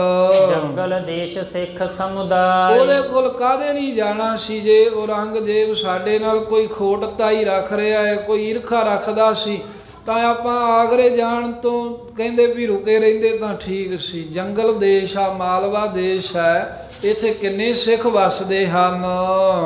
ਜਹਾਂ ਨਾ ਬਸ ਦੁਸ਼ਟਨ ਕੋ ਕੋਈ। ਹਾਂ, ਜਿੱਥੇ ਦੁਸ਼ਟਾਂ ਦਾ ਕਹਿੰਦੇ ਕੋਈ ਵਸ ਨਹੀਂ ਸੀ ਚੱਲਣਾ ਜੰਗਲ ਦੇ ਇਲਾਕੇ ਵਿੱਚ। ਸੁਖ ਸੋ ਬਾਸ ਤਿਨੋ ਮੋਹ ਹੋਈ। ਹਾਂ, ਉੱਥੇ ਚਲੇ ਜਾਂਦੇ ਗੁਰੂ ਤੇਗ ਬਹਾਦਰ ਸਾਹਿਬ, ਆਪਾਂ ਵੀ ਕੁਝ ਸਮਾਂ ਉੱਥੇ ਰਹਿ ਲੈਂਦੇ, ਸੁੱਖ ਨਾਲ ਵਾਸ ਹੋ ਜਾਣਾ ਸੀ, ਤੁਰਕਾਂ ਦਾ ਜ਼ੋਰ ਨਹੀਂ ਸੀ ਪੈਣਾ। ਕਹਾਂ ਜਾਣ ਕਰ ਗੁਰੂ ਪਰਬੀਨ। ਪਰ ਹੇ ਗੁਰੂ ਗੋਬਿੰਦ ਸਿੰਘ ਜੀ, ਕੀ ਜਾਣ ਕੇ ਪ੍ਰਬੀਨ ਸਿਆਣੇ ਗੁਰੂ ਤੇਗ ਬਹਾਦਰ ਸਾਹਿਬ ਨੇ ਕੌਤਕ ਕੀਤਾ ਹੈ। ਬੰਧਨ ਵਿਖੇ ਜਾਏ ਤਨ ਦੀਨ। ਆਪਣਾ ਸਰੀਰ ਜਾ ਕੇ ਕੈਦ ਵਿੱਚ ਪਾ ਕੇ ਬੰਧਨਾਂ ਵਿੱਚ ਪਾ ਲਿਆ ਏ। ਸੁਨ ਸਚਿੰਤ ਬਚ ਸਾਹਿਬ ਬੋਲੇ। ਆ ਸੁਣ ਕਰਕੇ ਸਹਿਤ ਚਿੰਤਾ ਦੇ ਗੁਰੂ ਤੇਗ ਬਹਾਦਰ ਸਾਹਿਬ ਜੀ ਦੀ ਗਾਥਾ, ਗੁਰੂ ਤੇਗ ਬਹਾਦਰ ਸਾਹਿਬ ਜੀ ਦਾ ਬਚਨ ਜਦੋਂ ਕਿਹਾ ਵੀ ਗੁਰੂ ਤੇਗ ਬਹਾਦਰ ਸਾਹਿਬ ਨੇ ਆਪਣੇ ਆਪ ਨੂੰ ਕੈਦ ਵਿੱਚ ਕਿਉਂ ਪਾਇਆ, ਚਿੰਤਾ ਦੇ ਸਹਿਤ ਜਦੋਂ ਗੱਲ ਮਾਮੇ ਕਿਰਪਾਲ ਚੰਦ ਨੇ ਕਹੀ, ਇਹ ਗੱਲ ਸੁਣ ਕੇ ਗੁਰੂ ਗੋਬਿੰਦ ਸਿੰਘ ਸਾਹਿਬ ਜੀ ਬੋਲੇ। ਕਰਨ ਕਰਾਵਨ ਪ੍ਰਭੂ ਅਡੋਲੇ। ਕਰਨ ਕਰਾਵਨ ਪ੍ਰਭੂ ਅਡੋਲੇ, ਵੀ ਸਾਰੇ ਕਾਰਨਾਂ ਦੇ ਕਰਨ ਵਾਲੇ ਤੇ ਕਰਾਉਣ ਵਾਲੇ ਇਹ ਮਾਮਾ ਜੀ ਪ੍ਰਭੂ ਗੁਰੂ ਤੇਗ ਬਹਾਦਰ ਸਾਹਿਬ ਜੀ ਅਡੋਲ ਨੇ, ਉਹ ਕਿਸੇ ਤਰ੍ਹਾਂ ਕਰਕੇ ਡੋਲਦੇ ਨਹੀਂ। ਤਿਨਹਿਤ ਕਰਨ ਮਨੋਰਥ ਘਨੇ। ਉਹ ਕਈ ਮਨੋਰਥ ਕਰਨੇ ਚਾਹੁੰਦੇ, ਕਈ ਕਾਰਜ ਕਰਨਾ ਚਾਹੁੰਦੇ ਹਨ। ਹਮ ਤੁਮਕੋ ਇਹ ਨਾਹੀ ਨਾ ਬਨੇ। ਸਾਨੂੰ ਤੇ ਤੁਹਾਨੂੰ ਇਹ ਗੱਲ ਨਹੀਂ ਬਣਦੀ ਵੀ ਆਪਾਂ ਗੁਰੂ ਤੇਗ ਬਹਾਦਰ ਸਾਹਿਬ ਦੀ ਕਰਨੀ ਤੇ ਕੋਈ ਤਰਕ ਕਰੀਏ ਵੀ ਗੁਰਾਂ ਨੇ ਇਦਾਂ ਕਿਉਂ ਕੀਤਾ। ਹੋਣਹਾਰ ਕੋ ਕਰਹਿ ਬਣਾਈ। ਜਿਹੜੀ ਹੋਣੀ ਕਹਿੰਦੇ ਆ ਨਾ ਵੀ ਹੋਣੀ ਨੂੰ ਬਣਾਉਣ ਵਾਲੇ ਤਾਂ ਗੁਰੂ ਤੇਗ ਬਹਾਦਰ ਸਾਹਿਬ ਆਪ ਹੀ ਹਨ। ਕਰਹਿ ਜੋ ਹੋਣਹਾਰ ਹੋਏ ਜਾਏ। ਤੇ ਜੋ ਵੀ ਹੋਣੀ ਬਣਾਉਂਦੇ ਨੇ, ਹੋਣੀ ਤੋਂ ਭਾਵ ਹੁੰਦਾ ਜਿਹੜੀ ਗੱਲ ਹੋ ਕੇ ਰਹਿਣੀ ਹੋਵੇ ਭਵਿੱਖ ਦੇ ਵਿੱਚ। ਤੇ ਕਹਿੰਦੇ ਵੀ ਜੋ ਮਹਾਰਾਜ ਹੋਣੀ ਬਣਾਉਂਦੇ ਨੇ ਉਹੀ ਕਹਿੰਦੇ ਵੀ ਹੋਣਹਾਰ ਹੋ ਜਾਂਦੀ, ਉਹੀ ਕੰਮ ਹੋ ਜਾਂਦਾ ਸੰਸਾਰ ਵਿੱਚ। ਸਕਲ ਕਲਾ ਸਮਰੱਥ ਸੁਖ ਦਾਤੇ। ਸਭ ਸ਼ਕਤੀਆਂ ਦੇ ਮਾਲਕ ਨੇ, ਸਮਰੱਥ ਨੇ, ਸੁੱਖਾਂ ਦੇ ਦਾਤੇ ਹਨ ਗੁਰੂ ਤੇਗ ਬਹਾਦਰ ਸਾਹਿਬ। ਭੂਤ ਭਵਿੱਖਿਅਤ ਕੇ ਸਭ ਗਿਆਤੇ। ਭੂਤ ਭਵਿੱਖ ਵਰਤਮਾਨ ਸਭ ਸਮਿਆਂ ਦੀ ਸੋਝੀ ਹੈ ਕਿ ਕੀ ਕਰਨਾ, ਕੀ ਪਿੱਛੇ ਹੋਇਆ ਤੇ ਅੱਗੇ ਨੂੰ ਕੀ ਹੋਵੇਗਾ। ਤਿਨ ਕੋ ਕਹਿਓ ਮਾਨਵ ਭਲੇ। ਉਹਨਾਂ ਦਾ ਕਿਹਾ ਹੋਇਆ ਜੋ ਵੀ ਹੈ ਸਾਨੂੰ ਸਤ ਕਰਕੇ ਮੰਨਣਾ ਚਾਹੀਦਾ ਹੁਕਮ। ਸੋ ਪ੍ਰਸੰਨ ਅਨੁਸਾਰੀ ਚੱਲੇ। ਕਹਿੰਦੇ ਅਤੀ ਖੁਸ਼ ਹੋ ਕੇ ਉਹਨਾਂ ਦੇ ਅਨੁਸਾਰੀ ਚੱਲਣਾ ਚਾਹੀਦਾ ਹੈ ਗੁਰੂ ਤੇਗ ਬਹਾਦਰ ਸਾਹਿਬ ਜੀ ਦੇ। ਹੈ ਮਾਮਾ ਜੀ ਮਰਜੀ ਦੇਖਣ ਕੇ ਹਮ ਗਰਜੀ। ਹਾਂ, ਮਰਜੀ ਦੇਖਣ ਕੇ ਹਮ ਗਰਜੀ, ਅਸੀਂ ਚਾਹਵਾਨ ਹਾਂ ਮਹਾਰਾਜ ਦੀ ਮਰਜੀ ਵੇਖਣ ਦੇ, ਮਹਾਰਾਜ ਦੇ ਹੁਕਮ ਵਿੱਚ ਚੱਲਣ ਦੇ ਨਿਜ ਕਾਰਜ ਕੀ ਕੀਜਹਿ ਅਰਜ਼ੀ ਅਤੇ ਆਪਣੇ ਕਾਰਜ ਜਿਹੜੇ ਹਨ ਉਹਨਾਂ ਨੂੰ ਬਖਸ਼ਾਉਣ ਦੇ ਵਾਸਤੇ ਅਰਜੀ ਬੇਨਤੀ ਕਰਨੀ ਚਾਹੀਦੀ ਹੈ। ਸਰਬ ਗਿਆਨ ਕੇ ਕਰਤਬ ਮਾਹੀ ਸਾਰੇ ਗਿਆਨ ਦੇ ਦੇਣ ਵਾਲੇ ਸਭ ਕਰਤਬਾਂ ਦੇ ਕਰਨ ਦੇ ਵਿੱਚ ਗੁਰੂ ਤੇਗ ਬਹਾਦਰ ਸਾਹਿਬ ਜੋ ਹਨ, ਜਿਨ੍ਹਾਂ ਨੂੰ ਸਭ ਦਾ ਗਿਆਨ ਹੈ ਤੇ ਸਾਰੇ ਕਰਤੱਵ ਕਰਨ ਵਾਲੇ ਨੇ, ਉਹਨਾਂ ਦੀ ਮਰਜ਼ੀ 'ਚ ਚੱਲ ਕੇ ਅਰਦਾਸ ਹੀ ਕਰੇ ਸਿੱਖ। ਸੁਮਤਵੰਤ ਤਰਕਤ ਕਬ ਨਾਹੀ ਜਿਹੜੇ ਸਿਆਣੀ ਅਕਲ ਵਾਲੇ ਹੁੰਦੇ ਨੇ ਉਹ ਆਪਣੇ ਗੁਰੂ ਦੇ ਕੀਤੇ ਕੌਤਕ ਤੇ ਕਦੀ ਤਰਕ ਨਹੀਂ ਕਰਦੇ। ਤਿਮ ਸਮਝੋ ਚਿਤ ਚਿੰਤ ਵਿਸਾਰ ਇਸ ਤਰ੍ਹਾਂ ਸਮਝ ਕੇ ਆਪਣੇ ਚਿੱਤ ਦੀ ਚਿੰਤਾ ਹੈ ਮਾਮਾ ਕਿਰਪਾਲ ਚੰਦ ਜੀ ਵਿਸਾਰ ਹੀ ਦੇਣਾ ਕਰੋ। ਕਰਿਓ ਹੁਕਮ ਕੋ ਨਿਸਚੈ ਧਾਰਿਓ ਜੋ ਗੁਰੂ ਤੇਗ ਬਹਾਦਰ ਸਾਹਿਬ ਸਾਨੂੰ ਹੁਕਮ ਕਰ ਗਏ ਇਸ ਗੱਲ ਤੇ ਨਿਸ਼ਚਾ ਰੱਖੋ। ਜੁਗ ਮਾਤਨ ਕੇ ਸਹਿਤ ਆ ਕਿਰਪਾਲ ਦੋਵੇਂ ਮਤਾਵਾਂ ਦੇ ਸਮੇਤ ਆਪਣੇ ਮਾਮੇ ਕਿਰਪਾਲ ਚੰਦ ਨੂੰ ਆਸ ਉਪਦੇਸ਼ੈ ਗੁਰੂ ਕਿਰਪਾਲੂ ਗੁਰੂ ਗੋਬਿੰਦ ਸਿੰਘ ਜੀ ਉਪਦੇਸ਼ ਦਿੰਦੇ ਨੇ ਵੀ ਮਹਾਰਾਜ ਗੁਰੂ ਤੇਗ ਬਹਾਦਰ ਸਾਹਿਬ ਦੇ ਹੁਕਮ ਵਿੱਚ ਉਹਨਾਂ ਦੇ ਭਾਣੇ 'ਚ ਹੀ ਚੱਲੋ, ਤਰਕ ਨਾ ਕਰੋ ਕੋਈ। ਚਿਤ ਵਿਚਾਰ ਕਰ ਜਾਨੀ ਸਾਚੀ ਆ ਇਸ ਤਰ੍ਹਾਂ ਇਹ ਮਹਾਰਾਜ ਦਾ ਉਪਦੇਸ਼ ਮਾਮਾ ਕਿਰਪਾਲ ਚੰਦ ਮਾਤਾ ਨਾਨਕੀ ਮਾਤਾ ਗੁਜਰੀ ਜੀ ਨੇ ਸੁਣਿਆ, ਵਿਚਾਰਿਆ ਤੇ ਜਾਣਿਆ ਵੀ ਇਹ ਬਿਲਕੁਲ ਸੱਚ ਹੀ ਕਹਿ ਰਹੇ ਆ। ਇਦਾਂ ਹੀ ਨਵੇਂ ਪਾਤਸ਼ਾਹ ਸਮਰੱਥ ਨੇ, ਜੋ ਚਾਹਣ ਸਾਨੂੰ ਉਹਨਾਂ ਦੀ ਰਜਾ ਵਿੱਚ ਰਾਜੀ ਰਹਿਣਾ ਚਾਹੀਦਾ। ਸਮਤ ਸਹਿਤ ਸ਼ੁਭ ਗਿਰਾ ਉਬਾਚੀ ਤੇ ਉਸ ਵੇਲੇ ਧੰਨ ਗੁਰੂ ਗੋਬਿੰਦ ਸਿੰਘ ਸਾਹਿਬ ਮਹਾਰਾਜ ਜੀ ਨੇ ਜੋ ਬਚਨ ਕਹੇ ਨੇ, ਮਤਾਵਾਂ ਸੋਚਿਆ ਵੀ ਸ੍ਰੇਸ਼ਟ ਮਤ ਦੇ ਸਹਿਤ ਬਹੁਤ ਸਿਆਣੇ ਬਚਨ ਕਹੇ ਨੇ। ਖਾਨ ਪਾਨ ਕਰ ਸੁਖ ਸੋ ਸੋਏ ਆਏ ਬਚਨ ਬਿਲਾਸ ਕਰਦਿਆਂ ਹਨੇਰਾ ਹੋਇਆ, ਲੰਗਰ ਪ੍ਰਸ਼ਾਦਾ ਛਕਿਆ ਤੇ ਸੁਖ ਦੇ ਨਾਲ ਸੌਂ ਗਏ। ਦਿਸਾ ਬਿਤੀ ਤਬ ਜਾਗਨ ਹੋਏ ਰਾਤ ਬਤੀਤ ਹੋਈ, ਅੰਮ੍ਰਿਤ ਵੇਲੇ ਜਾਗੇ ਹਨ। ਸੋਚ ਇਸ਼ਨਾਨ ਠਾਨ ਕਰ ਆਛੇ ਆਪ ਚੰਗੀ ਤਰ੍ਹਾਂ ਸਰੀਰ ਦੀ ਕਿਰਿਆ ਸੋਧ ਕਰਕੇ ਇਸ਼ਨਾਨ ਕੀਤਾ। ਹਏ ਅਰੂੜ ਬੇ ਸਤਗੁਰ ਬਾਚੇ ਮਹਾਰਾਜ ਘੋੜੇ ਤੇ ਚੜ੍ਹ ਕੇ ਨਗਰ ਤੋਂ ਬਾਹਰ ਜਾਣਾ ਚਾਹੁੰਦੇ ਨੇ। ਇਸ ਤਰ੍ਹਾਂ ਦੀ ਇੱਛਾ ਪਾਤਸ਼ਾਹ ਨੇ ਕੀਤੀ ਹੈ। ਸਤਿਗੁਰੂ ਸਾਹਿਬ ਮਹਾਰਾਜ ਸਾਹਿਬ ਐਵੇਂ ਲਖਨੌਰ 'ਚ ਖੇਡਾਂ ਕਰ ਰਹੇ ਨੇ। ਸੋ ਮਹਾਰਾਜ ਦੀ ਪਵਿੱਤਰ ਕਥਾ ਕਹਿੰਦੇ ਆ, ਅਨੇਕਾਂ ਗਲਤੀਆਂ ਵੀ ਹੋ ਜਾਂਦੀਆਂ ਨੇ, ਗੁਰੂ ਸਾਹਿਬ ਬਖਸ਼ਣਹਾਰ ਨੇ। ਤੇ ਬਾਕੀ ਆ ਜਿਹੜਾ ਵਾਰ-ਵਾਰ ਜਿਵੇਂ ਹੁੰਦਾ ਹੈ, ਇਹਦੇ ਨਾਲ ਵੀ ਜੋ ਇਕਾਗਰਤਾ ਆਉਂਦੀ ਨਹੀਂ ਹੈ। ਸਭ ਅਸਥਾਨਾਂ 'ਤੇ ਇਹੋ ਜਿਹਾ ਪ੍ਰਬੰਧ ਹੈ। ਇਹ ਸੰਗਤ ਕੋਈ ਉਦਮ ਕਰੇ ਵੀ ਜਿਹੜਾ ਗੁਰੂ ਘਰ ਦੇ ਵਿੱਚ ਵਾਰ-ਵਾਰ ਇਦਾਂ ਦਾ ਵਿਘਨ ਪੈਂਦਾ ਹੈ ਕਥਾ ਕੀਰਤਨ ਦੇ ਵਿੱਚ, ਤੇ ਇਹ ਸੰਗਤ ਸਭ ਕੁਝ ਕਰ ਸਕਦੀ ਹੈ। ਸੋ ਇਹ ਸੰਗਤਾਂ ਨੂੰ ਬੇਨਤੀ ਹੋਈ ਹੈ ਇੱਕ ਵੀ ਜਿਹੜਾ ਇਹ ਵਿਘਨ ਗਰਮੀਆਂ ਦੇ ਸਮੇਂ ਵੀ ਬਹੁਤ ਪੈਂਦਾ ਹੈ, ਕਦੀ ਬੱਤੀ ਆ ਗਈ ਕਦੀ ਚਲੇਗੀ। ਬੜੇ ਸਥਾਨਾਂ 'ਤੇ ਦਰਸ਼ਨ ਕੀਤੇ ਆ, ਉੱਥੇ ਉਹ ਝੱਲ ਲੈਂਦੇ ਨੇ ਜਦੋਂ ਬੱਤੀ ਗਈ ਹੋਵੇ, ਕੋਈ ਐਸਾ ਪ੍ਰਬੰਧ ਹੁੰਦਾ। ਤੇ ਸੰਗਤ ਗੁਰੂ ਕੀ ਉਦਮ ਕਰੇ। ਇੱਕ ਕਥਾ ਦੇ ਵਿੱਚ ਕਿੰਨੇ ਵਿਘਨ ਪੈਂਦੇ, ਬੱਚੇ ਰੌਲਾ ਪਾਉਂਦੇ ਰਹਿੰਦੇ ਪਿੱਛੇ ਬਹਿ ਕੇ, ਕਿਸੇ ਨੂੰ ਕੋਈ ਫਰਕ ਨਹੀਂ ਪੈਂਦਾ। ਸਾਨੂੰ ਵੀ ਜੇ ਤਾਂ ਰਸਮ ਪੂਰੀ ਕਰਨੀ ਉਹ ਤਾਂ ਅਸੀਂ ਕਰੀ ਜਾ ਸਕਦੇ, ਉਹਦੇ ਵਾਸਤੇ ਤਾਂ ਕੋਈ ਹੈ ਨਹੀਂ ਵੀ ਮੈਂ ਆਪਣੀ ਡਿਊਟੀ ਕਰੀ ਜਾਵਾਂ। ਪਰ ਜੇ ਗੁਰੂ ਦਾ ਜਸ ਆਨੰਦ ਨਾਲ ਕਹਿਣਾ ਸੁਣਨਾ ਹੈ ਤਾਂ ਸਾਧ ਸੰਗਤ ਜੀ ਇਹ ਥੋੜ੍ਹਾ ਜਿਹਾ ਖਿਆਲ ਰੱਖਿਆ ਕਰੋ। ਆਪ ਜਦੋਂ ਰੌਲਾ ਰੱਪਾ ਪਵੇ ਕਹਿ ਦਿਆ ਕਰੋ ਸੰਗਤ ਨੂੰ ਆਪ ਹੀ ਉੱਠ ਕੇ। ਦੂਜਾ ਇਹ ਵਾਰ-ਵਾਰ ਕੋਈ ਨਾ ਕੋਈ ਇਹ ਵਿਘਨ ਪੈਂਦਾ, ਇਹਦੇ ਨਾਲ ਇਕਾਗਰਤਾ ਤਾਂ ਨਹੀਂ ਬਣਦੀ, ਆਨੰਦ ਤਾਂ ਨਹੀਂ ਆਉਂਦਾ। ਵੀ ਹਾਂ ਉਹ ਪੂਰਾ ਕਰ ਲਿਆ ਸੀ ਵੀ ਕਥਾ ਕੀਤੀ ਹੈ, ਸੁਣ ਰਹੇ ਹੈ, ਹਾਜ਼ਰੀ ਭਰ ਰਹੇ ਹੈ, ਕਈ ਤਰ੍ਹਾਂ ਦੇ ਵਿਘਨ ਪੈਂਦੇ। ਇਹਦਾ ਵੀ ਕੋਈ ਪ੍ਰਬੰਧ ਆਪਾਂ ਨੂੰ ਕਰਨਾ ਚਾਹੀਦਾ। ਇਹਦੇ ਸੰਗਤ ਸਮਰੱਥ ਹੈ ਗੁਰੂ ਦੀ, ਸਾਰਾ ਕੁਝ ਸੰਗਤ ਦੇ ਹੀ ਹੱਥ ਹੈ ਤੇ ਸੰਗਤ ਨੇ ਹੀ ਕਾਰਜ ਕੀਤੇ ਨੇ ਸਾਰੇ। ਇਹ ਵੀ ਸੋਚਣਾ ਚਾਹੀਦਾ। ਆਪ ਇੱਥੇ ਕਈ ਸਾਲਾਂ ਤੋਂ ਗੁਰੂ ਮਹਾਰਾਜ ਸਾਹਿਬ ਦੇ ਦਰ 'ਤੇ ਆਉਂਦੇ, ਕਥਾ ਕੀਰਤਨ ਸੁਣਦੇ ਹੋ। ਆ ਵਾਰ-ਵਾਰ ਜਿਹੜੇ ਦੀਵਾਨਾਂ 'ਚ ਵਿਘਨ ਪੈਂਦੇ ਇਹਦਾ ਵੀ ਕੋਈ ਪ੍ਰਬੰਧ ਹੋਵੇ ਤੇ ਥੋੜ੍ਹਾ ਸੁਚੇਤ ਹੋਇਆ ਕਰੋ ਜ਼ਿੰਮੇਵਾਰੀ ਦੇ ਨਾਲ। ਜਦੋਂ ਕੋਈ ਰੌਲਾ ਰੱਪਾ ਪਾਉਂਦਾ ਹੈ, ਬੱਚੇ ਵਾਲਿਆਂ ਨੂੰ ਤਾਂ ਆਪ ਹੀ ਚਾਹੀਦਾ ਵੀ ਉਹ ਤਾਂ ਬੇਪਰਵਾਹ ਹੁੰਦੇ ਨੇ, ਉਹਨਾਂ ਨੂੰ ਤਾਂ ਆਪਾਂ ਨਹੀਂ ਕਹਿ ਸਕਦੇ ਕੁਝ। ਪਰ ਜਿਹੜੇ ਉਹਨਾਂ ਦੇ ਮਾਈ ਬਾਪ ਹੁੰਦੇ ਆ ਉਹ ਤਾਂ ਜਾਣ ਸਕਦੇ ਵੀ ਬਿਲਕੁਲ ਸਾਡੇ ਇੱਥੇ ਮਗਰ ਬੱਚਿਆਂ ਨੂੰ ਬਿਠਾ ਕੇ ਉਹ ਹੁਣ ਖੇਡਦੇ ਨੇ, ਕਿਉਂਕਿ ਉਹਨਾਂ ਖੇਡਣਾ ਹੈ, ਉਹਨਾਂ ਦੀ ਉਮਰ ਹੈ। ਫਿਰ ਰੌਲਾ ਪੈਂਦਾ ਹੈ, ਰੌਲੇ ਦੇ ਵਿੱਚ ਫਿਰ ਧਿਆਨ ਸਾਡਾ ਉਖੜਦਾ, ਕਥਾ ਕਰਨ ਦਾ ਕੋਈ ਆਨੰਦ ਆਉਂਦਾ ਨਹੀਂ ਹੈ। ਇਸ ਕਰਕੇ ਬੇਨਤੀ ਹੈ ਵੀ ਇਹ ਬਹੁਤ ਤੰਗੀ ਹੋਈ ਹੈ, ਮਨ ਦੁਖੀ ਹੋ ਜਾਂਦਾ ਹੈ ਵੀ ਇਸ ਤਰ੍ਹਾਂ ਹੋਰ ਨਹੀਂ ਕਿਤੇ, ਆਪਣੇ ਇਸ ਸਥਾਨ 'ਤੇ ਹੀ ਹੋ ਰਿਹਾ। ਵੀ ਹੋਰ ਕਈ ਥਾਵਾਂ 'ਤੇ ਦਰਸ਼ਨ ਮੇਲੇ ਕਰਦੇ ਆ, ਕਥਾ ਕੀਰਤਨ ਦੀ ਹਾਜ਼ਰੀ, ਸਮਾਂ ਮਿਲਦਾ ਰਹਿੰਦਾ, ਪਰ ਇੱਦਾਂ ਕਿਤੇ ਨਹੀਂ ਹੁੰਦਾ। ਸੋ ਇਹ ਸਾਡੇ ਵਿੱਚ ਕਮੀ ਹੈ, ਇਹ ਸਾਨੂੰ ਦੂਰ ਕਰਨੀ ਚਾਹੀਦੀ। ਪ੍ਰਬੰਧਕੀ ਤੌਰ ਤੇ ਵੀ ਤੇ ਸੰਗਤੀ ਤੌਰ ਤੇ ਵੀ ਸੰਗਤ ਦਾ ਵੀ ਫਰਜ਼ ਬਣਦਾ। ਮਹਾਰਾਜ ਸਾਹਿਬ ਬਖਸ਼ਿਸ਼ ਕਰਨ, ਜੇ ਕੁਝ ਅਜੋਗ ਗੱਲ ਕਹੀ ਹੋਵੇ ਸਤਿਗੁਰੂ ਸਾਹਿਬ ਤੇ ਗੁਰੂ ਕੀ ਸੰਗਤ ਬਖਸ਼ਣਹਾਰ ਹੈ, ਬਖਸ਼ ਲੈਣਾ। ਹੋਈਆਂ ਭੁੱਲਾਂ ਗਲਤੀਆਂ ਦੀ ਮੁਆਫੀ ਬਖਸ਼ਣੀ। ਖਾਨ ਪਾਨ ਕਰ ਸੁਖ ਸੋ ਸੋਏ, ਨਿਸਾ ਬਿਤੀ ਤਬ ਜਾਗ ਨ ਹੋਏ।